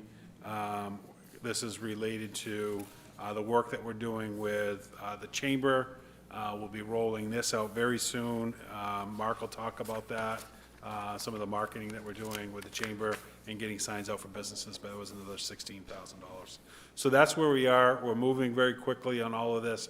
Everything that I just mentioned has to be purchased and implemented in place before October 30th for it to be reimbursable. So we're working quickly to make sure that that's done. These are all the areas that were allowable under the state guidelines as far as the requirements for the Keep Maine Healthy grant. Any questions about the grant? I'm certainly happy to answer. Councilor Gare. Thank you, Mr. Manager. Can we please get a cost breakdown of what you just read? Yeah, I can send, Rita was able to provide me this afternoon because the grant was just signed today, but I can send it out. Appreciate that, because that was an awful lot of good information to digest at once. Yeah, I'll email it out. Thank you much. Mr. Manager, will Deputy Chief Fifield be talking, you'll be talking about grab and go and sort of the changes around that, or? Yeah, this piece was just regarding the grant. We have probably 3 other sections of Okay. COVID update to go over. Thank you. So, Matt? Good evening, Council, Mayor. Provide you with a quick update in relation to COVID-19. Today's numbers: 4,244 confirmed cases, 469 probable cases, brings our total cases to 4,713. It's an increase of 12 over yesterday. 134 deaths, 429 cumulative hospitalizations. That's an increase of 2 over yesterday. Total recoveries, 4,086, and gives our active count today 493. It's an increase of 2 over the previous day. Here in Androscoggin County, 567 confirmed cases, 58 probable cases, bringing our total to 625 cases. It's an increase of 1 over the previous day. 10 deaths in our county, 49 cumulative hospitalizations, 571 recoveries, brings our total active cases to 44. I'll speak briefly on testing. Statewide, we're well over 300,000 tests have been conducted in the state, showing a positivity rate of 1.8%. That's cumulative. Over the last 14 days, 0.60%. Just as a reminder, last week was 1.1%. Here in our county, we've had 35 new cases in the last 14 days. Some data on hospitalizations. As I said before, it was 429 cumulative hospitalizations. Currently, there's 7 patients statewide hospitalized, 6 of them receiving critical care and 2 requiring ventilators. We still have a robust supply in the state of critical care beds and almost 260 available ventilators. As you may have seen in the media, maybe heard through city communications, the Auburn school system had their first positive case last week. I'm here to report briefly on that. 1 employee at the Auburn Middle School tested positive. Once notified, city staff deployed the team responsible for investigating that. We put in some actions into place quickly, did the contact tracing in-house, and notified the Department of Education and Maine CDC and got their stamp of approval. In fact, they had no other requirements or suggestions from us when we contacted both agencies. And I will say highlighted in this was the screening procedure is what initially caught this situation. The reporting to the staff and then ultimate robust testing in our state provided a quick turnaround for that employee. So the SOPs in place were successful. It was a good exercise for all of us to work through. As I often do, I'll provide you a comparison in closing, just as how our state compares to the rest of the country. And this is for the states reporting. That's 45 states reporting in this data. So ranking for Maine back on July 3rd, as far as cases goes, we had the 7th fewest cases in the U.S. August 3rd, we were 3rd, and today we stand at the 2nd lowest in the U.S. As far as deaths in the United States, July 3rd, we were 9th, August 3rd, 8th, and today 6th. On July 3rd, we were 6th and lowest ever patients hospitalized, 4th on August 3rd, and 2nd as we sit today. As far as recoveries, on July 3rd, we were 4th in recoveries. August 3rd, we were 5th, and today we stand at 6th. And this is, all these numbers are adjusted for population. So, thank you. Okay, the infection rate again in Androscoggin County was what? 1 point something? No, 0.60. 0.60. Do you have an idea of number of tests conducted in the county? I do have that somewhere. It may take me a few minutes to dig it out, but... You get a lot of data. And first of all, Deputy Chief, thank you for everything. You know, before I forget, this has been ongoing since March, and it's a big job, and I'm glad the schools pulled you in to help and activate the team. I think that, as unfortunate as it was a good training ground to exercise the knowledge that you all have gained. So thank you. Thank you. Do you have the number of, I'm sorry, or is it, can you get that back to us later? So I'm accurate. I'll send it to you by email. Appreciate that. Thank you. Councilor Boss? Thank you. What prompted the municipal staff to take on contact tracing as opposed to the Maine CDC team? So my experience from the very beginning with in my position as the safety director here for the city is that from the time of notification to the proper agencies, can be a significant delay in waiting for those state agencies to report back, collect the information, put their strategies in place to mitigate the situation. So with my knowledge and working with the school staff, while we were waiting for those agencies to return the phone call, we completed all that prior to using all of our tools that we put into place.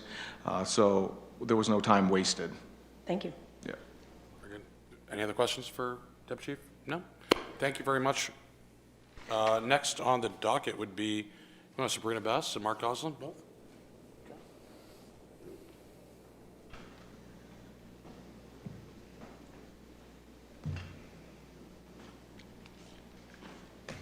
Sabrina, you want to start with Grab to Go? So included in your agenda packet was a memo giving you kind of an update on where we are with the Grab and Go program, and included some of the background of how we've progressed with this program and to where we are today. Included in there are two options on how best to move forward, and I think staff is at a point right now where we're really just trying to get some guidance and direction in how best you would like us to proceed. I think it goes without saying that regardless of which way the council decides tonight, the PAL program that Sean works on with his PAL families will continue. It's just whether you want the rec to continue to partner with them, which allows for the grocery program to be offered to anyone as a resident in Auburn, and regardless if it's a PAL family or kid, which would include some of the seniors that we have been serving. So Sabrina and her team, as you know, have done an incredible job. If you've gone over, I know a few of you walked in the senior center last week to see the transition. That much smaller operation was a much larger operation that was in the full senior center facility, but we've been able to condense that down. As Sabrina said, we stood this up based off from a council vote to appropriate funds. Those funds went out as soon as possible to get supplies, get things in place. A lot of those funds went towards purchasing the containers and everything that was needed because we were able to acquire food through Good Shepherd Food Bank. That is shifting. That's now going to be at a cost.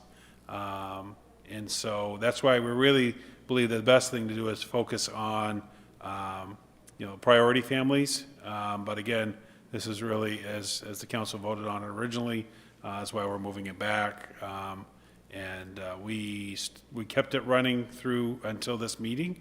And so once we get some guidance, then that'll determine how we then move forward. And then we'd also have to determine the budget moving forward and whether or not that means we're going to look at certain criteria. Currently, this was more of a safe place, convenient opportunity to come and grab food if you did not feel comfortable going to a grocery store, those things during the early days of the pandemic. Where beyond that, I think a lot of good systems are in place, a lot of safety precautions are in place, so I believe we've met that need completely at this point. So if we were to move forward, we would probably have to talk about what would that criteria be if we were to step forward with continuing. And if I could just add a little bit more for context from a policy standpoint, council standpoint, when we did this, obviously our action was, as the city manager said, to appropriate funds or reappropriate already existing funds that were set up for our microgrant program, food security microgrant program to this. I don't know if, Jill, if you have any accounting of those funds, what's left of the balance or not, or have they all been completely exhausted in that The first sum, I'm round, sure. yeah, we spent that. Yeah. And that makes perfect sense. We didn't really make any decision on what type of program to run, other than to feed people, and that put the prerogative back on the city's manager and the staff in order to accomplish that in the best way they saw fit, which they did. I think some of the knowledge that needs to come into play here is current unemployment rates within Auburn, standing right now, the last that I saw about 2 weeks ago, around 5.5 to 6%, which is equal to about 3 years ago in Auburn. We obviously, things has changed, as the city manager has said. We've got to look at what we have for partnerships already with NGOs, non-government organizations, nonprofits, Trinity Jubilee, other civic-minded organizations that have been there prior to the pandemic and are feeding that need, no pun intended, and continue to do so for those that are in need. Someone told me a long time ago, when you own the responsibility once, you own it forever. And that's one thing that we have really never been set up to do, is be a long-term provider of food or subsistence to people. There is organizations set up, and we do fund some of those, and we should continue to do so and help those out. But I just want to caution the council with knowing that if this is something in any way that you continue to do past this emergency pandemic, that's what you're doing forever. Because I haven't met a government program that has gone past test phase that's ever been turned away or turned off. So those are some things to think about, and we all want to help people. And if we want to postpone this and not turn this into debate now and bring this up on the next council, we can. We can. Throw that out there. Councilor Walker, then Councilor Gary. Yeah, I would like to see us continue this, but I'd like to really see us look at working with the PAL and shifting more of it over to the PAL. And I think we've provided pretty much everything that we've needed to the people that come, pick it up and go. And I think it's time now to bring it to one place where it can be handled. We're going to have a nice walk-in cooler and everything at the PAL. And the other thing is we can start looking at some of our programs that we can start running in our place to take and go, like the seniors and stuff like that. Because October, I would like us as Age Friendly to do a takeout, a bean supper or something like that on a Saturday.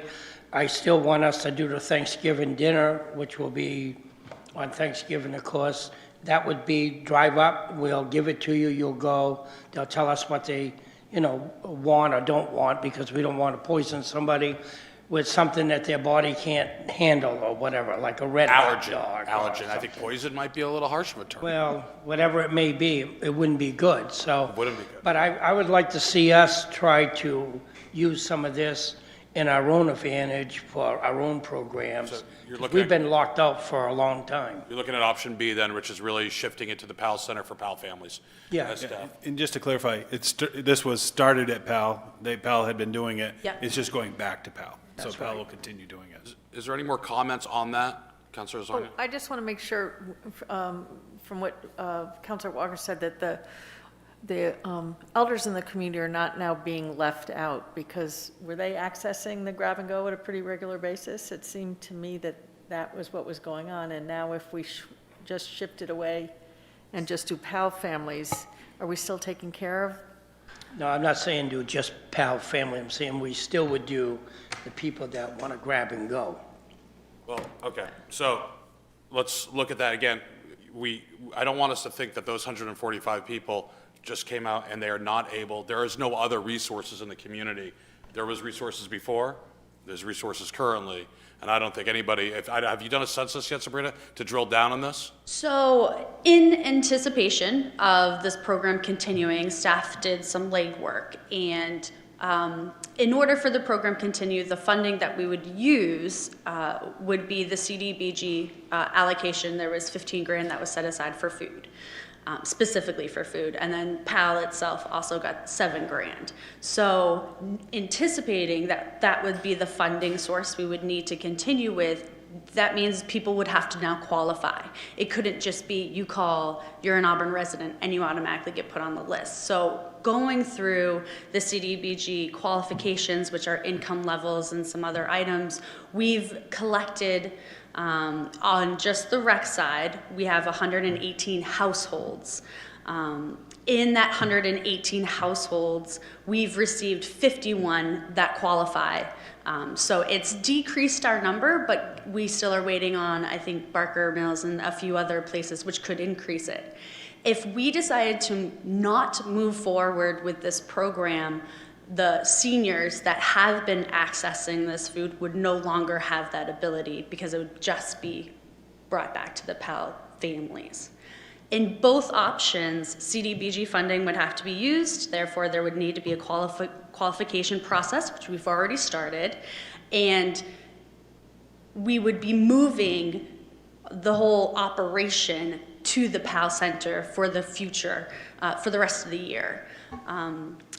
With CARES Act grants and some other funding, We are putting in a walk-in fridge and freezer, which that is the biggest resource we need in any kind of a food program we have found. So not only have we been able to equip the senior center with what it needs, we'd be able to equip the PAL Center with what it needs. And the program will continue. It's just, do you want to serve just the PAL families? Meaning rec no longer continues to, be involved, or we continue being involved, in which case you would qualify, but it would be open to all Auburn residents. Is there any other questions or comments? Councilor Gary? Thank you, Mr. Mayor. From my experience, this program is quite worthwhile. It's fed a lot of families, not just regular Auburn residents, but even the new Mainer families as well. Those that don't know where to go or don't have access to the types of food that they're used to eat, where they came, what countries they're from. Seniors, on the other hand, specifically, I can talk by experience at Barker. A lot of them don't have ways to go to the different food banks or the capability, because of physical limitations, to be able to stand in lines in order to go to the various food pantries. They may get there, but they'll be turned away, or they have to stand in line or sit or do something for hours before they can get in. Our food banks, they're limited on what they can feed people. This supplements food, especially for the seniors. I can only talk about that because that's the only part I dealt with. Sean did more with the family, so he can, if he was here tonight, or Sabrina could tell you the validity of that. I just know that with the new requirements, hitting a certain target median income guidelines will still qualify a lot of the seniors that that get these box lunches. They're not huge boxes, but they're good for 2 or 3 days to give a few extra meals to supplement their food. We've all seen the prices of food go up at the store. Seniors on a fixed income, they have to worry about having money for either prescriptions or whatever services they need. Some people have to pay a little co-payment when they have home health care or housekeepers come in. I would like to see the numbers of the actual cost of the program so we know what we're into going forward. My mind says we should continue this at least till we go back to normal and we're not worrying about the virus. Also, to qualify for CDBG funds, like when we had monies to do the PAL Center, the federal government looks kindly, or more so, to helping seniors. So I'd like to see that more emphasized in what you're writing, not just people age 50 and above, because 50 and above could be anybody. But if you fill out forms for HUD, I'd like to see, since the rec department now classifies a senior at age 50, I know the senior groups is 55 and older. HUD, we did clarify this with Zach, and HUD qualifies the seniors 60 and over. So that on the self-certification form, we now ask if they are 60 and above, and that is the cutoff, if that was the funding we would be using. Councilor Gary, if I could. Thank you. In your explanation, and your very worthwhile points brought up, and I don't want to, this is hard. This is communication. It shouldn't be debate or trying to, but I need to ask this question. You didn't mention anything until the very last end about the hardships that seniors have about food security that had Yes. to do with the pandemic. Yes. It was financial, it was convenience, it was physical limitations. All those needs that could probably prevent food security happened pre-pandemic. That's been there Right. for a while, right? The COVID-19 did not cause any of those limitations. How were seniors that you're aware of able to solve, if they could solve, food insecurity pre-Auburn's grab-and-go program? Considering all those limitations are still in effect, Right. financial and fiscal. Well, right now, by getting the I'm foods sorry, that, pre-COVID-19. okay, by getting the foods they need, they're not so much vitamin restricted. So pre-COVID-19, they had to make a Pre-COVID, choice? they could have, I mean, yeah, before the virus and this store opening to get the extra food, they would still have to try to figure out their bills and figure out prescription or food. And if they chose prescriptions and didn't eat food, they would lack the certain stuff for I daily understand that. living. So you're telling me they're eating better now than they did Yes. before? And that's, I think, and that's the point that needs to be further debated and talked about. We're not talking about grab and go as a reaction to COVID-19 anymore. We're talking about grab and go as a permanent offering of the City of Auburn to those that are underserved or that can't provide food security to themselves. Is it true or not true that the grab and go offers a safer option for receiving food compared to grocery stores? Compared to what? Grocery stores. Yes. Well, I mean, And it's do you hard to think that tell the would make it- 0.6% infection rate. I think that's a statistically. Today. Yeah, well, today, that's what we're talking about today and going forward. So, I mean, we now, and Mr. Manager, correct me if I'm wrong here, all the knowledge that we've gained since April on this program, we can turn this program back up on a second wave or anything else that happens in the near future quickly, correct? Yes. It would take some time to, again, rebuild the stock that we have. But yes, we could move, just like we did, all hands on deck, re-implement, move forward. We do have staff in place. We've adjusted this program, so if we move forward, it is less staff time, and it's more on Sean at the PAL and some volunteers. Our plan is to move it out of the senior center completely so we can move back to offering full programming. And the people that would receive the items are eligible. That 15 grand doesn't have to be spent right now. We technically have a timetable, so it's just we're doing this program as the pandemic is the way it is, and then we can transition. As soon as we go back to in-person meetings and meals, that funding can then be transitioned to paying for in-person meals when we get to that point. We're not able to offer all these free meals like we used to because of the limitations we're currently at. I'm going to recommend that, I mean, I don't want to avoid the debate per se, but I think the city manager, because during this citywide emergency, we delegated this job or the duty to the city manager to utilize his best judgment and execution.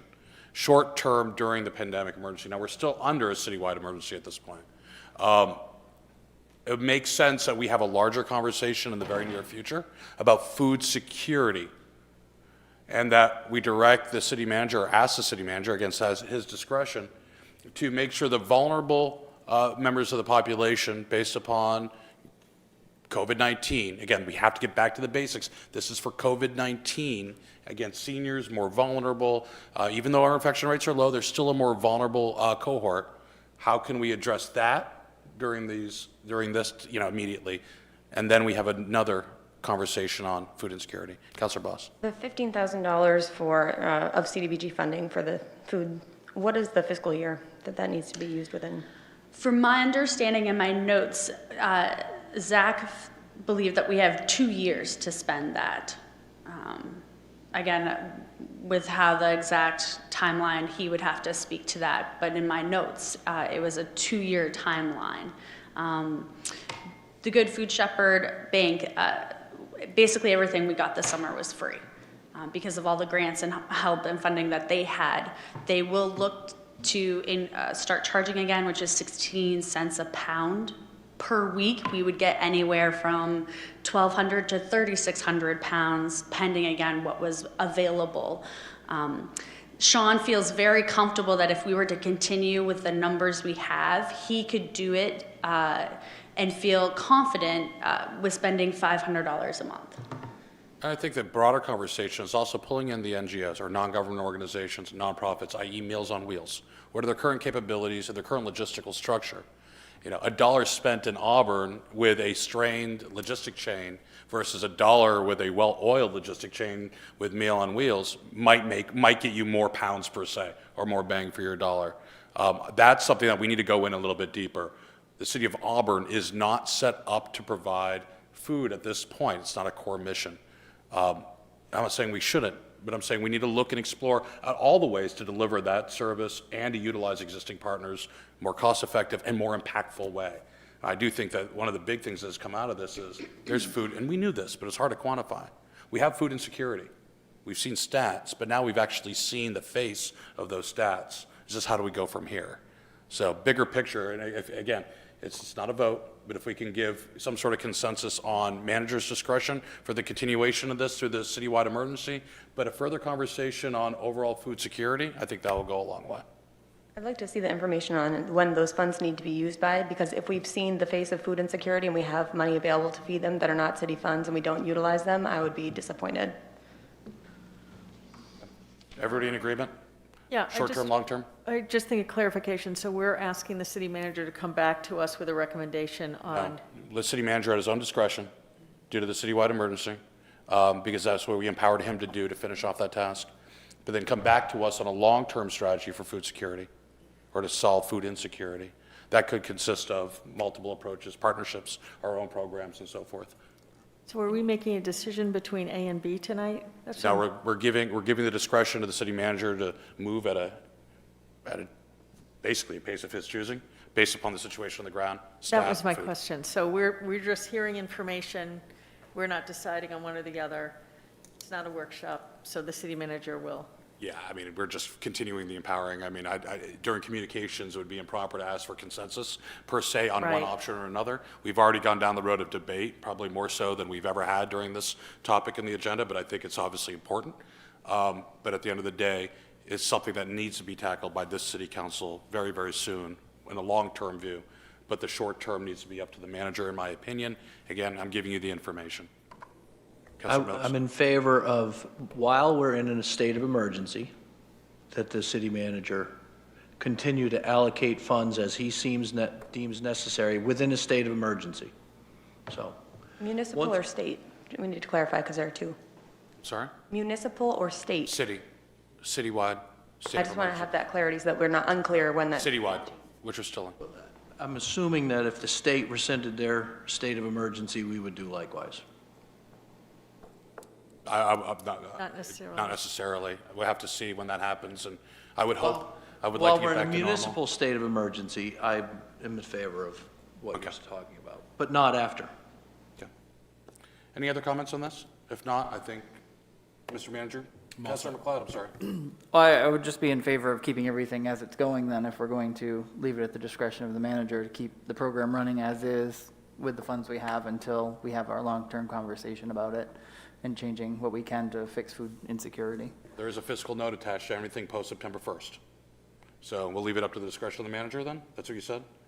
Or you had a caveat associated to that? Because I'm not sure if you can. I was, think there's a yes. friendly amendment. No, I was just stating my opinion. Opinion, okay, but direct to May the I city ask a manager. question through the chair to Tim? Councilor McLeod? Sure. Sorry? Okay. No, I almost forgot the question.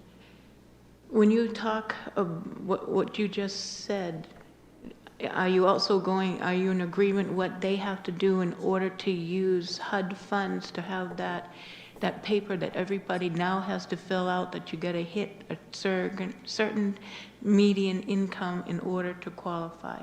Yes, because we'd be using CDBG. Okay, that's what I wanna But make moving sure. the entire operation to the PALs, yes. Okay, so very good then. So we, the city manager has some information, and that's what we have to provide him. We'll look forward to solving food insecurity as best we can in the go forward. Very good. We're going to move on. Is there, Mark Goslin? Yes, just one quick, I don't want to burn up any more time here tonight, No, but, it's important. Go for it. Take your time. not to reiterate everything what, everyone else was saying, but I think it'd be helpful to note that, I think a lot of the successes that you've seen, or a lot of the benefits, or a lot of the good things that have happened, for us as a city through the pandemic, is because we've had a great team of people that have thought proactively, through this. Ever since when it happened in March, it was not just about talking about what we're going to do now. It's about what we're going to do a month from now, and what are we going to do 2 or 3 months from now. So I just really wanted to briefly talk about something that's going to be going on in the future. Through the Maine Healthy Grant, we were able to think proactively about, colder months are coming, especially for some of our smaller businesses who might be in the service industry and other businesses that have been going through this over a long period of time. And I think there's a lot of people that didn't think that this pandemic was going to run this kind of timeline, and there's still really no finish line there as it relates to, we don't have a crystal ball of when this thing might end or how it's going to end. So as part of a marketing campaign, we're going to partner with the Chamber of Commerce and have our team go out and provide some resources to businesses. A lot of the survey results that we got was about protecting our businesses and protecting about the economic welfare of our community. So we're going to put a team together. We're going to partner with the Chamber of Commerce, and I think any other business out there, probably what they need right now is PPE and resources and wipes and hand sanitizer and anything and everything that they might be running low on, or they might not have the resources to pay for. We're going to go out and we're going to purchase a lot of this PPE through the Maine CARES funding that we've allocated some funds for, and we're going to purchase those resources, and then we're going to go out into the community and supply those resources to our businesses, so they can hopefully, we can do a small part in helping them maintain operation and protect the economic welfare of our community, our small business owners, our restaurants, or whoever it may be. So September, we're kind of slotting that for September 29th, when our team is going to go out into the community, and like I said, we're working with the chamber to try to connect with the businesses, and part of that also is going to be part of education, some signage. How do you continue to stay safe? Because as the pandemic has gone along, right, it's about the fatigue that comes with education and making sure people stay true to social distancing and stay true to the fact that, hey, look, even though, things might not be as bad, we still need to protect ourselves and protect our community and protect, everything that's going on, everything from our youth in the community all the way to our seniors in our community. So we're September 29th, we're going to be going out and hitting the streets and working with the chamber to try to figure out which businesses might need our help and our resources. Very good. Thank you very much. Thank you very much. That dovetails into the City Council communications, and I'll go and segue off what you're doing. I'm on a chamber committee right now about recovery, resilience. We have broken down into subcommittees. It's broken down into subcommittees. The subcommittee that I've been assigned on, I left myself open for the chamber staff to put me where they wanted me. They put me on quality of life, along with about 4 other members. There'll be a lot that comes out of this, but all this is about inventorying what our assets are and how to market them appropriately and effectively. So good cross section of the community on that committee. Just one question, Mr. Mayor. All our businesses in Auburn or across the river don't all belong to the chamber. Now, that's come up several times too, and we're making sure a big push is regardless of chamber affiliation or membership. Okay, so whenever they're using, and I made this clear many times, whenever they're using municipal resources or staff, that we have to open that up, not just to chamber members, but to businesses in general, okay? Next on updates on my end, then I'll turn around to keep going to the council. Mayor's ad hoc committee on boards and committees met last Thursday. A lot of good work there. We've kind of narrowed the focus down and grouped in a hierarchical pattern our committees, our city-appointed committees, and it should make the flow much more efficient. We're taking this Thursday off so staff can kind of memorialize everything in written format, so the committee can come back with a fresh mind, look at everything again, make any final recommendations, then it will be brought back to this council for action. How so? Not sure yet. Will it be piecemeal, all in one? There'll be a lot of decisions to be made there, so I expect this to be good, and everybody has an open mind so far, and at the end of the day, I think it's going to be more efficient, more effective, and actually the output would be greater. So, looking forward to that. Last, I've been working with other mayors around the state to increase our efforts in helping the legislature come back into session. So far, we've made progress, but there's still some impasses there for a variety of reasons. We're going to now try to focus their efforts on specific emergency pieces of legislation that have direct impact upon municipalities, because we need to have some answers going forward. It's going to be critical for us. And at this point, it doesn't look like they're going to want to come back into session until possibly January. So, you know, this is it's a silly season, as they like to coin it. So we have to try to get them back working again. And hopefully we can get that done. So that's it for me. I'm going to start off with at large. We're going to go with Councilor Gary and work around wards. Nothing at this time, thank you. Ward 1. Thank you, Mr. Mayor. Last Wednesday, there was a meeting of the West Auburn Neighborhood Group, I will call them, to address questions from the community, the Ward 1 community members about marijuana cultivation in their, in particular areas of the community. It was a really good meeting. I think there were about 25 or 30 people maybe there. Councilor Boss was there, city manager, the mayor was there, and Deputy Chief Kugel, who runs these meetings. And what was discussed was people had a lot of questions about what's possible and what is allowable in these communities in terms of marijuana cultivation. And actually, Mr. Manager led us through a really good process so that we're going to be looking at the ordinance. You know, the ordinance we knew was going to have some unintended consequences and be able to address them for things such as requiring that if you are growing marijuana for individual use, it's only for people in that property, not your friends, neighbors, other people. So that limits the amount of marijuana that can be grown. And also the percentage of a property that can be used for a business. I'm sorry, is this something you're proposing? No, I'm just saying these are what we discussed. This is what that group discussed? Yeah, you were Okay. there. I know I was there, but are you giving communication, or are you advocating for a certain ordinance change? Oh, no, I'm just saying this is I what just we wanna- discussed, and there's some ideas Okay, I that want to make were sure. put out there. Yeah. Is this inappropriate? No, I just want to clarify that you're not lobbying for an ordinance change versus a communication. No, I'm just saying what went on at the Very good. meeting. There was discussion potentially about setbacks and all kinds of things because people were really concerned about what's going on in the community in terms of marijuana cultivation. And I think we're going to be moving forward. I got a lot of positive feedback from people who were there saying this is city government at work. Ward 2. Councilor McLeod. Nothing at this time. And 3. Nothing at this time. Ward 4, Councilor Carey. Nothing at this time. Ward 5, Councilor Walker. Yes, we had an age-friendly meeting tonight at the senior center. We were spaced out about 150 feet apart, so we didn't want to get anybody sick down there, you know. But it was a good meeting. We talked about the future, hopefully moving into the future that we'll be able to do things down there. Like I said, offering a bean supper that will go on the curbside. Thanksgiving's coming, Christmas is coming.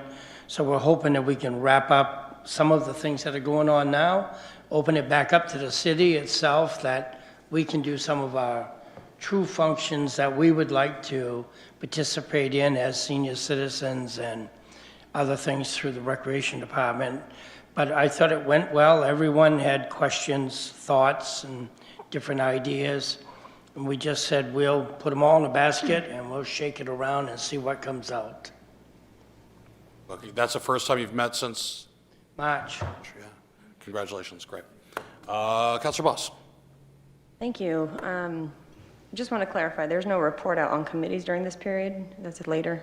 Correct. Okay. Then I don't have anything to add other than to actually lobby for the grouping of those two report out periods because it's difficult for clarity between those two groups. So nothing at this time for communication, presentation, and recognitions. Okay, very good. I'd like to open this up for the first open session of the night. Members of the public are invited to speak to the council about any issue directly related to city business, which is not on this agenda. I take that back completely. Point of order on myself, Mr. Manager. I totally forgot you. Communications. Sorry, I have no report. Very good then. Are you sure? I'll give you a second chance. I will, 'cause second. First of all, point of order, make sure the record shows that in the minutes. Call the point of order on myself. Very good. Back to open session. Directly related to city business, which is not on the agenda, I'd ask you to say your name and address, and please limit your comments to 3 minutes.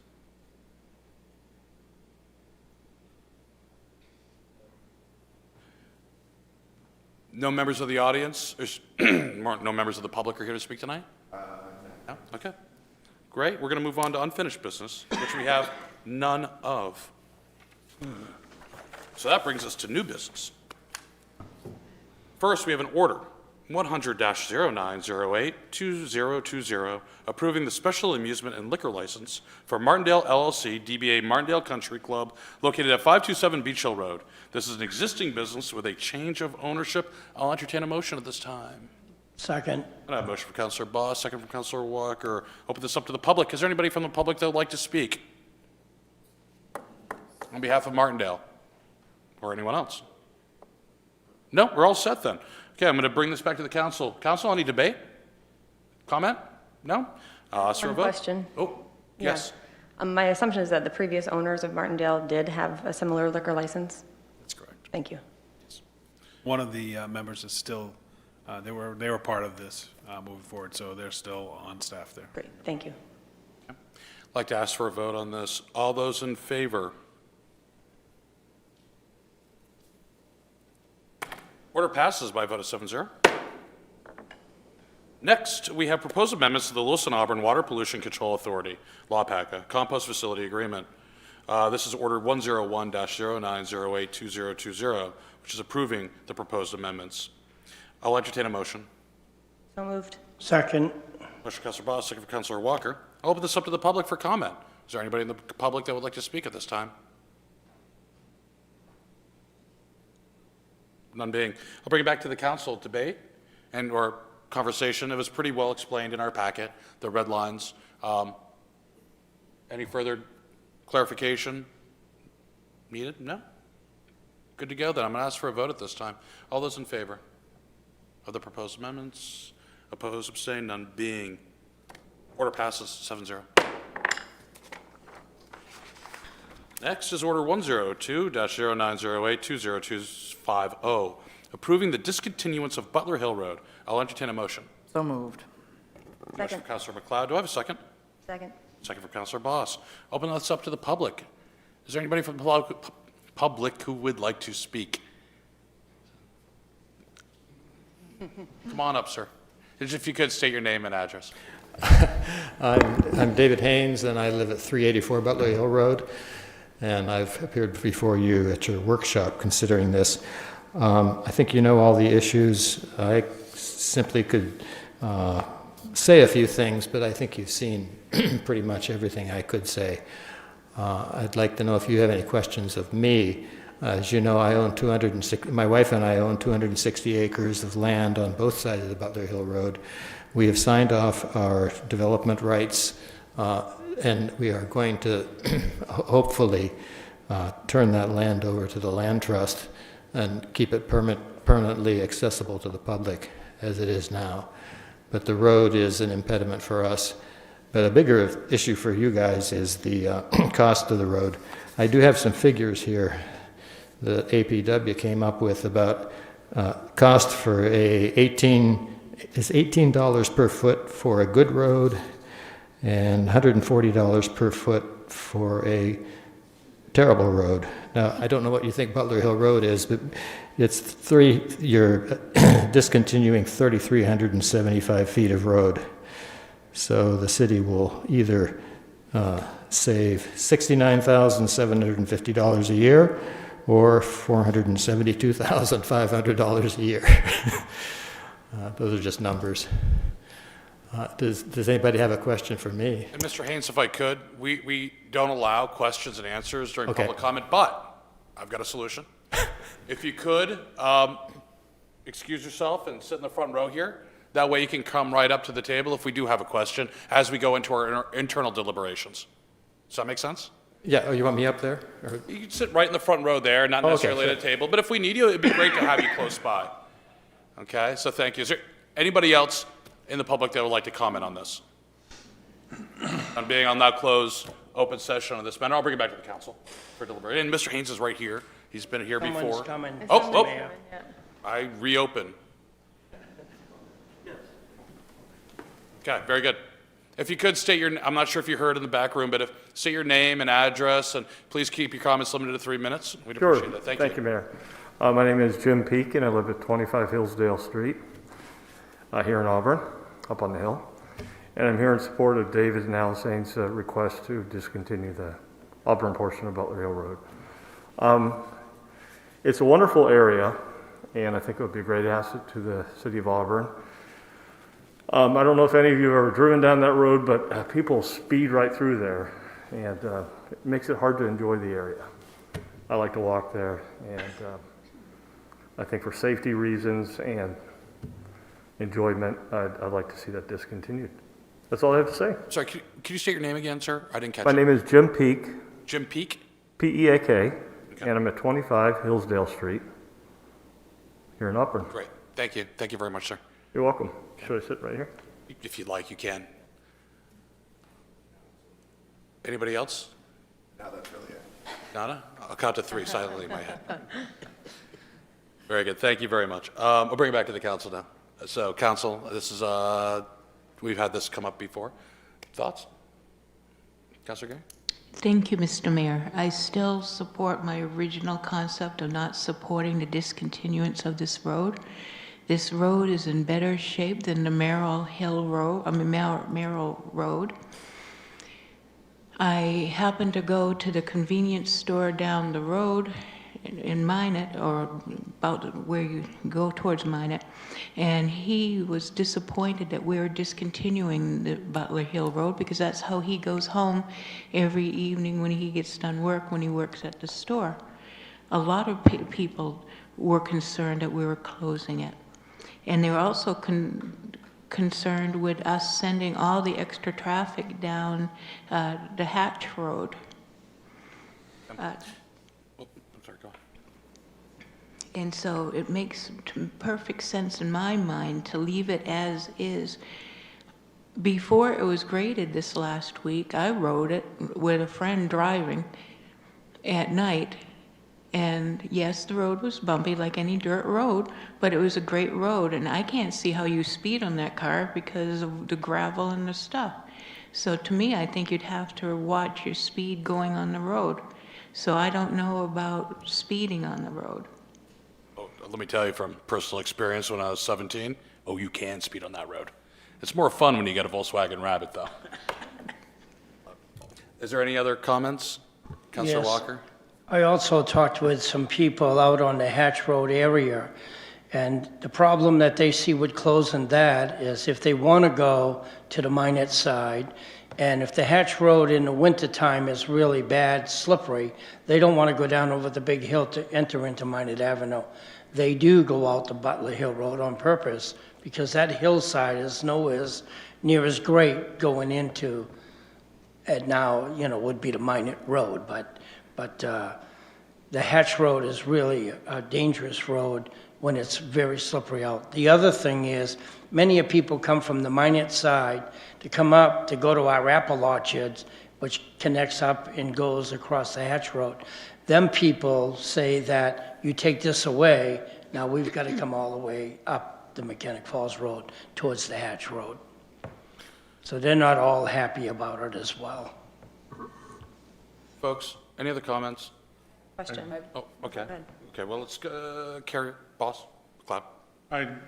Just from speaking, I've spoken to several people out on the Hatch Road, and the consensus is that we need to keep the Butler Hill Road. So my question is, can the funds that we save from utilizing the Butler Hill Road be applied to the Hatch Road to make it safer and more convenient for folks to use? Brian, do you want to share the numbers that Dan provided? Sure. So we annually spend approximately $1,000 a year on grading. And the capital expense for closing it off would be a one-time $3,000 expense. So overall, we would be looking at $4,000 initially, and then an annual $1,000 savings. May I ask a question? I'm sorry. Point of information? Councilor Carrier first, and then... No, Yes. I was just pointing. I just had a question about those numbers. That doesn't include the maintenance and plowing if we were to discontinue it, correct? That's just the strict closing it or leaving it graded every year? That's a strict closing it cost, $3,000, and then we'd be saving the $1,000 per year cost. Is that what you're asking? No plow Right, cost. but we also plow that road, do we not, in the winter? So I don't think that the numbers would be so minimal that I couldn't even give you a cost on saving for plowing, because we're still plowing part of that road, and then it's just extending beyond it. So whether or not they go up and turn or they turn there, we wouldn't break that cost out for you. But what we can break out is the cost for grading the road anyway, and that's $1,000 for that section. There's still a section of Butler Hill that we will still maintain and need to keep maintenance on. I'd like to, Councilor Lasagna hasn't spoken on this topic. Thank you. I think we need to really encourage preservation of land, and I think that Mr. Haynes, that's one of his main reasons for wanting the roads closed, to make it so that it is actually, resource protection and protection of the land, so that it's usable in a way that with the road going through that, it would not be usable. Councilor Walker, you had something, or no? Anybody else have anything that hasn't spoken yet? Just a point of information, how much is it going to cost us to build those 2 turnarounds that we need for the plow? And how much will it cost to maintain those turnarounds or whatever we got to do? Because we still have to plow into that. Sure. So I think that's incorporated in the one-time expense of closing it, in both the build out of the turnaround and the signage associated with it. In terms of maintenance, annual maintenance, again, I think as indicated previously, it would be relatively minimal overall. So that cost was not incorporated. Yeah, we have several roads that we currently have blocked that, not that there's never a cost, because there's always, some deterioration that takes place with it, but it's certainly not an annual cost. And, I can think of a couple that we've had for several years that I don't believe we've done anything to. If I could, let me bring back some data that we've gained, and some of it is conceptual, but from the last, since I've been mayor for about 3 years now too, to help put this into perspective before you vote. First, we've seen that the populations in Minot specifically has doubled in the past 10 years versus Auburn staying flat. We've talked about preservation of green space in our peripheral, to your point, Councilor Lasagna, as being a strategic plan imperative, and a 2010 comp plan imperative as well. In my mind, we have a perfect opportunity to have that green space, not just for the enjoyment of Auburn, but also the enjoyment of Minot and other people in the region, which would possibly allow us to look at other land and offset. This is a feeder road. Traffic just doesn't go up and down the side of Butler Hill. It goes from Butler Hill onto Perkins Ridge. It flows down into Young's Corner or Garfield. This is actually promoting traffic on secondary and tertiary roads that are meant for residential commuting, not a main highway, which is hopefully paid for by the state, i.e. in the case of Route 11 or Minot Avenue. So we have to really look at, is it a feeder road? Is it a main spur, if you would? I can't remember the exact PW terminology. This is a dirt road that people use as a cut through to get into Auburn, which increases the cost load for all of our residents throughout the entire city, as in the form of an increased mill rate, increased levy to pay for all of our roads. We've talked about this in numerous committees and commissions. I want to bring that up. I know it could be inconvenient for some, but convenience versus tax dollars needs to be looked at and weighed. I think there is a way to weigh that, and that's what our job here is to do. So I'll throw it out there with you. I just want to make sure that we all understand strategic plan, comprehensive plan, everything else is anecdotal, but those 2 approved documents should guide our decision making. And it hurts, even when I disagree with it, for us to pick and choose what we want to agree with on those 2 documents. Councilor Boss? Thank you. I just wanted to also bring up the issue of trash dumping on the road as being incompatible with conservation land, recreation. It really does put a damper on the mission of Mr. Haynes here. And it's, 260 acres is not something to sneeze at. How often do we get that offer? Not that it's on the table, but for the land trust. Very, very, very seldom. And usually it's going to the water department, which we don't have control over this time. And actually, we might have, sweet talk Mr. Haynes and having to go to the city. So I want to throw that out. Is there any further comments? Because, again, we got convenience, we have strategic plan and comprehensive plan, and we have anecdotal data, and we have reality of the one Auburn resident who owns the land on this road, who is a proponent of this, not for selfless gain, but for the betterment of the entire community, and the Auburn community. Just for clarification, he is the petitioner. So not that he supports it, just he is the petitioner that brought this forward, so. So the difference, frankly, I mean, a petitioner, one would. Petitioner means that the city didn't present this. Yeah. This is something that the citizen presented. The city then is required through process on how we bring that before you, and that's why we're here right now. Thank you for that. Thank you for that, the petitioner. So, any other comment? Councilor Walker. No matter what we do tonight, doesn't stop anybody from going out there throwing garbage any place. We have dirt roads all over the city, and people throw garbage on the dirt roads just like they do on the roads that have asphalt. South Main Street is not a dirt road, and there is plenty of trash out there to be picked up every year. Tires, anything you want to think about, it's out there, mattresses, whatever. You put this a dirt road, and it'll be just as easy for anyone that wants to throw trash to go out there and do it. And it's great that he wants to turn his land over to whatever group it may be, so the city has a right to travel on it. But he also can say he's not going to do that after a vote goes through tonight. So, I mean, that doesn't tickle me in any way, because unless he closes the land off, you use it, hunt on it, fish on it. If there's any place to fish, travel on it, walk on it, ride your four-wheeler. It depends on what he does and how he signs it. So Would that be? I'm not in favor of closing that road. Would that be a condition? Is that a, and I'm not even sure, we need to double check, would that be a condition of your support for this? Is upon execution of the road closure, an X amount of time, the road has to, or excuse me, the land has to be put into some sort of public easement or access? No. No, so regardless of that objection, we can't solve that objection? You won't support it? Okay, very good. Councilor Boss? My understanding is that Mr. Haynes is going to be blocking off the road to vehicular traffic, so that would mitigate the issue of having people dump mattresses and tires. I'm assuming they are not going to hand walk them in. Well, they still find a way sometimes. Well, they You do. roll them They down. find a way. But yes, understood point. Any other comments on this? Comments? Okay. I'm going to bring this out to a vote. This is, I'd like to ask for a roll call vote, please. And can you just clarify what we're voting on, please? Basically approving the discontinuance of Butler Hill Road. So a yay vote would be, we're discontinuing the road, be closed up to public access. A nay vote would be keeping the road open to vehicular traffic. Clear? Good? Okay. Counselor Boss? Yes. Counselor Gary? No. Counselor Lasagna? Yes. Counselor McLeod? Yes. Counselor Milks? No. Counselor Carrier? No. Counselor Walker? No. Order fails by a vote of 4-3. Mr. Haynes, as a petitioner, thank you very much for petitioning. I recommend talk to the city manager about further actions you can take, whether it be in this council or the next. Point of order. I show that this is a first reading. It requires two readings. I'm so sorry.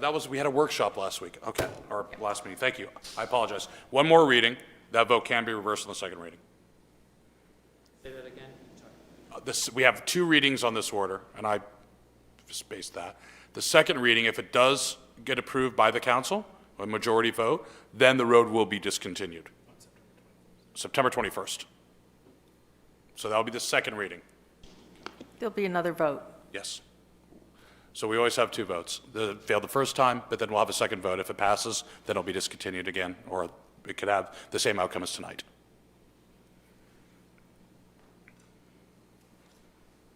Next is Order 103-09082020, appointing two counselors to participate in the work group to create a request for proposal study of Lake Auburn. Do I have a motion? So moved. Councilor Boss, do I have a second? Second. Councilor Carrier on a second. What I'm going to do is I'm going to start by asking for nominations. You can nominate yourself. You can nominate yourself.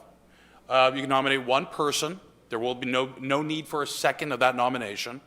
I'll then take the list of everybody. This will go, again, for the next order, too, on the comprehensive plan study as well. Same process. And then I will ask for a vote, and I will take it in the order of the nomination. Mr. Mayor? Or, yes. Counselor. Thank you, Mr. Mayor. I would like to nominate my good council mate over here, Brian Carrier. Well, I'm sorry. I thought this was a question on procedure. I wasn't Oh, ready to ask for nominations sorry. yet. I just wanted to be fair. Is there any questions on these procedures? Counselor Boss. Of 4 folks who are nominated for the RFP group, each of them passes by a vote of 4 to 3, but we only have 2 seats. How do we work that? The first, so in order of nomination, so as soon as we get to 2, then the voting stops.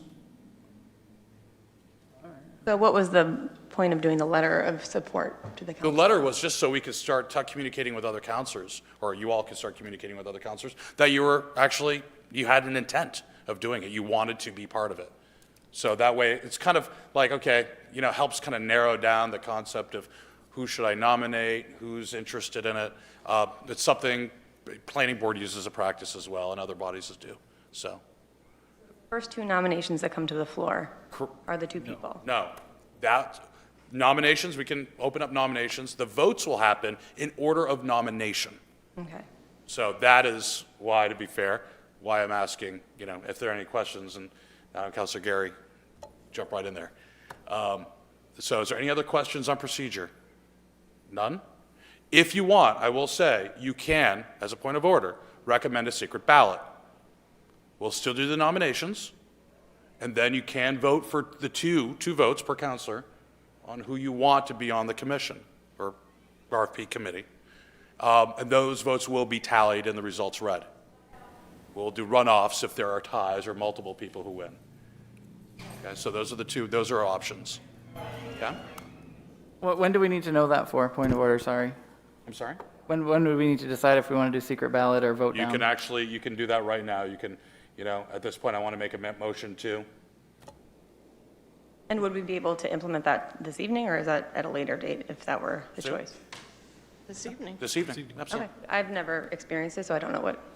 It's Like- very, you're right. No, hey, listen, it's good note-taking, Kinda like okay? Good note-taking. This is something that really doesn't happen that often. Usually there are appointments. But this is, again, good practice. I think it probably came up like 2 years ago last time. So, at that, Then I would like to motion forward that we do the secret ballot to make it fair. If we have more than 2 nominations, that everybody would have the opportunity to get voted in. I have a motion now by Councilor McLeod to move to secret ballot. Do I have a second? Second. I have a second by Councilor Boss. All those in favor of moving to a secret ballot? Opposed? Okay, passes 6-1. At this time, I'd like to instruct the clerk to hand out the Mr. Mayor, ballot. can we do a hybrid and throw out the candidates' names who would like to put their hat in, and then? One second, Okay. please. It's not a hybrid. We will have nominations, but I want to instruct the clerk to get prepped of the ballots. I don't know what kind of lead time you need. Are you? I'll just grab some paper and. Perfect. But we still have to go through the nomination Nominations are process. next. Okay, so at this time, I'd like to open up nominations for city councilors. Do I have a nomination? Mr. Mayor, Yes. thank you, Mr. Mayor. I would like to nominate my good seatmate here, Brian Carrier, for the water thing. Okay. Brian Carrier for the water RFP, Lake Auburn RFP process. I have one nomination. No seconds are needed. Councilor Boss? I'd like to nominate Councilor Lasagna for the Lake RFP. And Councilor Zania nomination by Councilor Boss. Do I have any more nominations? To nominate Belinda Gary at large for the Water District. Do I have any more nominations for the Lake Auburn watershed study? None being, very good. We have 3 nominations, and we'll conduct the vote now.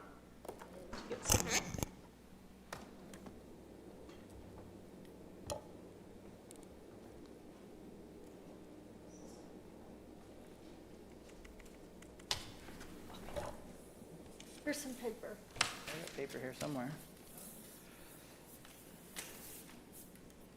Remember, every counselor gets 2 votes.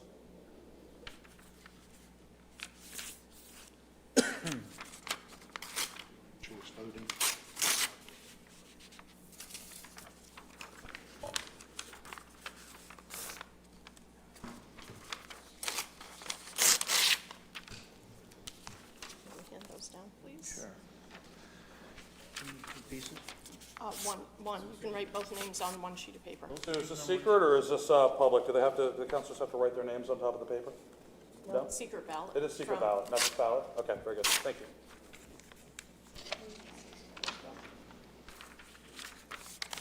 I'm just moving this stuff, by the way. Oh, thanks. Should be all set over there. So we're just voting for 2 or 3? Say again? 2 out of the 3. We don't get as much peace 2 out of over 3. here. Thanks.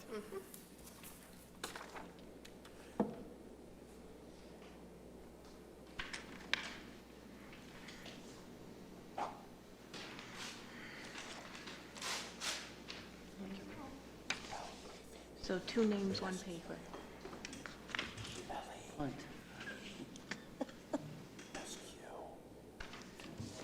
give them the answers. Is this multiple choice? Right choice. 2. Thank you. Right, and you got to put a third for your third. Just like seeped in. I was like, I thought you wanted to put an X. Come on. One big X. that was great. Everybody finished? Okay.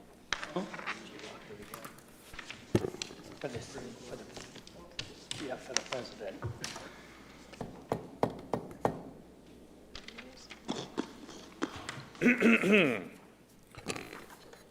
And so will you be reading off the results and the order nominated? Who am I missing? We did something similar years ago. Is that yours? Yes, sorry. She doesn't like us. Is that all of them? Okay. All right, you want me to just read them as out loud as I? If you could just tally them up and then read the results in this order. Carrier, Lasagna, Gary?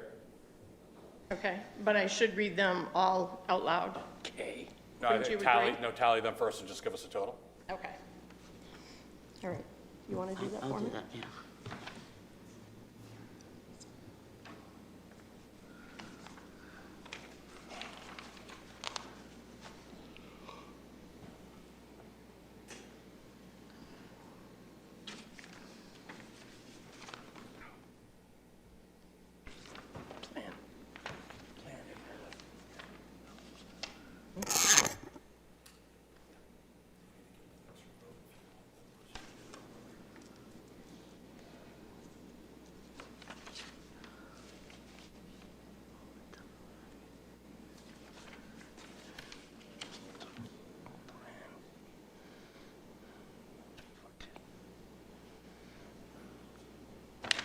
All set? So we have Counselor Carrier with 6 votes, Counselor Gary with 5 votes, Counselor Lasagna with 3 votes.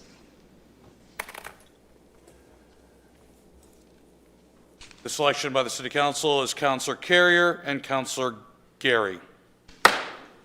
Moving on. But we still need to vote for the, these 2 counselors. It's on the script. Sorry. So you have a motion and a second. We went through the nomination process. You have your 2 nominees, and now you're going to... Ask for a confirmation vote on those 2 nominees. Right. Got it, thank you. Okay, I'd like to ask at this point for a vote on Counselor Carrier as a nominee and Counselor Gary as a nominee. Any questions? None being, all those in favor? 1, 2, 3, 4, 5, 6, 7 opposed, none being, Was that 7-0? 7. Next, appointing 2 counselors to participate in the work group, excuse me, appointing 2 counselors to participate in the Comprehensive Plan Review Committee. It's Order 104-09082020. Do I have a motion? So moved. Motion from Councilor McLeod, second from Councilor Boss. I'm going to start by asking for nominations from the floor. Nominations do not require a second. 3 counselors have expressed an interest. Councilors Kerr, McLeod, and Councilor Boss, that was submitted letters of intent, but we can nominate anyone from the floor. Okay, just to be clear. And again, same rules apply as last time if we want to do a ballot or if we want to take nominations from the floor again. I believe I submitted a letter too. Yes, he did. And Councilor Milks did as well. That's right, he did. Okay, and again, anybody else regardless of letter or not. That's just a letter of an interest or intent. We can do. Very good. And again, if anybody wants to withdraw their intent, they can as well. We can do a from the floor nominations, same rules apply as a previous order, or we can do a ballot. Councilor Ozania. Mr. Mayor, I'd like to nominate Katie Boss. I've got Councilor Ozania nominating Councilor Boss. Mr. I'd Mayor? like to Steve Miltz. Councilor Boss. I nominate Councilor McLeod. Councilor Walker. Steve Miltz, please. Is there any other nominations from the floor? None being? Okay. We have 3 councilors nominated. Shall we do a vote? Or is there any motion to go to a secret ballot again? I'd like to make For a the two. motion for a secret ballot. I got a motion motion to amend from Councilor Gary for a secret ballot. Do I have a second? Second. All those in favor? Okay, approved. We'll do another ballot, please. We're going to have to do this every month, I think. What was the vote on that? Was that, Councilor Boss, McLeod, Milks. no, I mean... Oh, I'm sorry, 7-0. Okay. Thank you.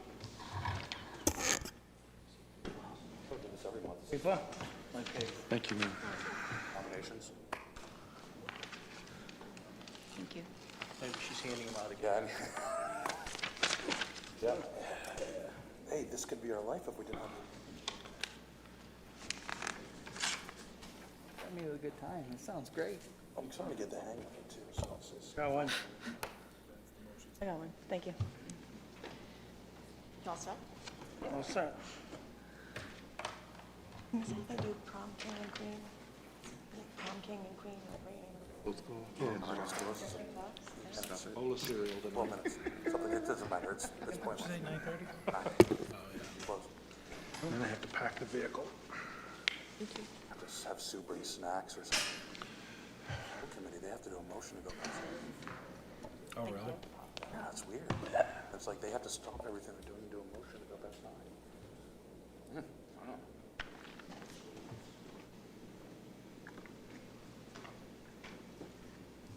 You got the names.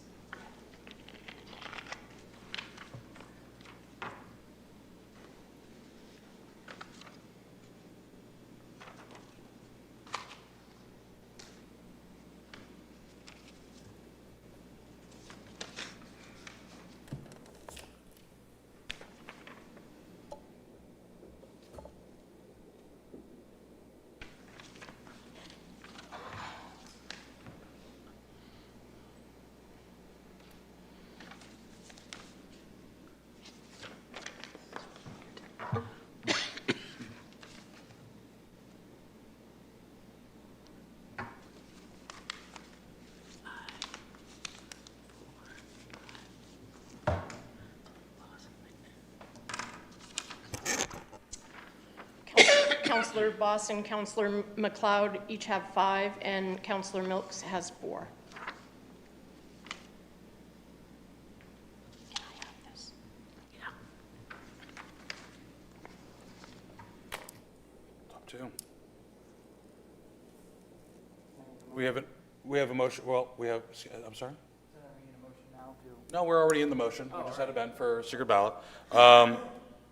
So now we have a motion on the floor right now to nominate Councilor Boss and Councilor McLeod to serve on the Comprehensive Plan Review Committee. All those in favor? Opposed? Passes by a vote of 6-1. I had to pause there and think if I got a chance to actually break a tie, but it wasn't relevant in this one. Okay, so those 2 orders are done. We now have our representatives for both committees, Comprehensive Plan as well as the Lake Auburn Watershed RFP program. Next, open session. Last open session of the night. Members of the public are invited to speak to our council about any issue directly related to city business, which is not on this agenda. I would ask you to state your name and address and limit your comments to about 3 minutes.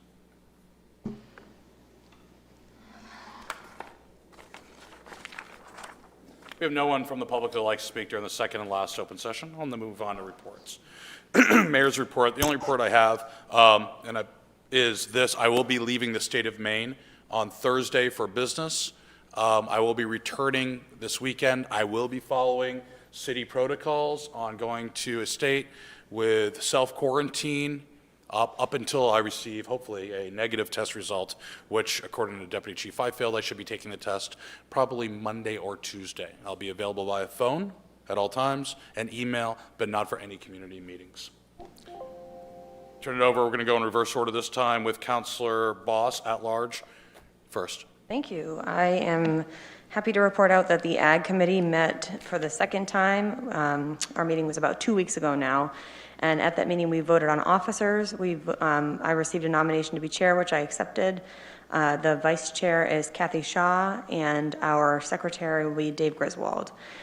So we had a really robust conversation on challenges and opportunities in growing the agricultural sector in Auburn, and so far we already have a great representation from folks who grow produce, folks who are in forestry, folks who are in homesteading, and we're actually right now recruiting for our 2 associate members, and we have information on that posted. I think it's being pushed out by the city as well, but we're going to be using the same mechanism that folks always use to apply for committees, but these are the 2 associate positions that are going to be voted on internally by the Ag Committee members, not through the City Appointments Committee. So applications are being accepted through September 18th, and we will be meeting again September 24th. How's the work coming on the directive from myself and the council? Great. We already started the conversation about challenges and barriers and where we see there are needs and opportunities specifically for infrastructure. So this is something that we're going to be continuing to work on throughout a number of meetings. We meet monthly, so we make as much progress as we can with that timeline. Very good. Thank you. Yeah. Anything else? That's it. Thanks. Okay. Ward 5, Councilor Walker. I don't have anything. Ward 4, Councilor Carey.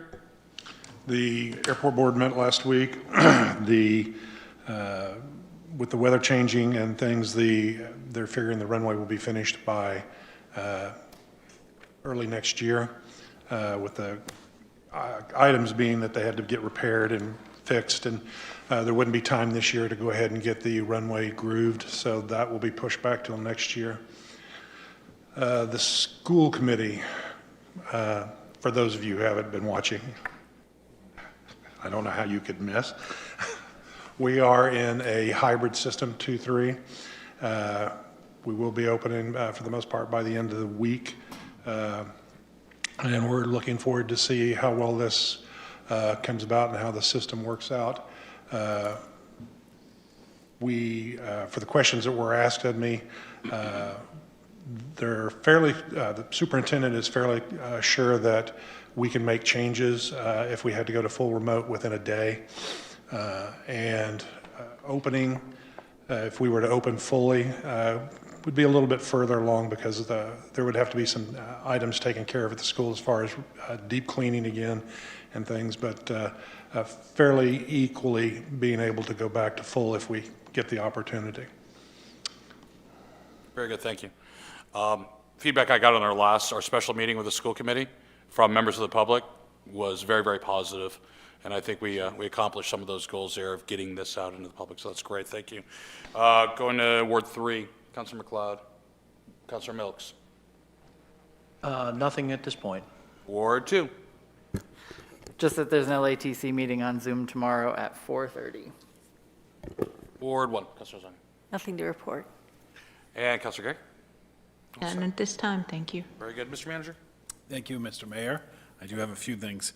First, County Budget Committee will be starting our meetings tomorrow. So that'll be our first budget county meeting. Those will go on through the month of October, and then the budget will be presented before the county commissioners. As a reminder, Councilor Walker, former Councilor Titus, and Citizen Rep Larry Pelletier and myself serve on the committee. What time will we 6 be there? p.m. I'll be at another meeting up at the lake. I'll take good notes for you. So, October 24th is a date that we're looking at to do the council retreat.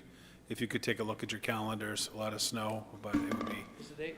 October 24th. It's a Saturday. Saturday.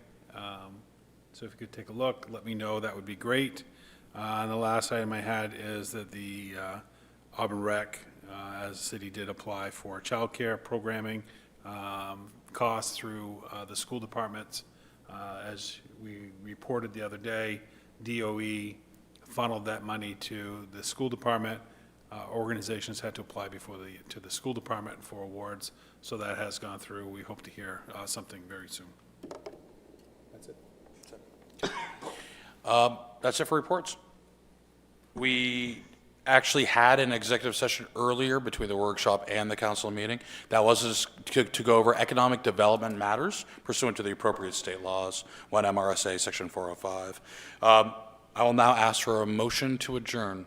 Motion to adjourn. Second. Councilor Milks, second by Councilor McLeod. Voice vote. All those in favor? Yes. Passes unanimously. You're not going to make Arby's.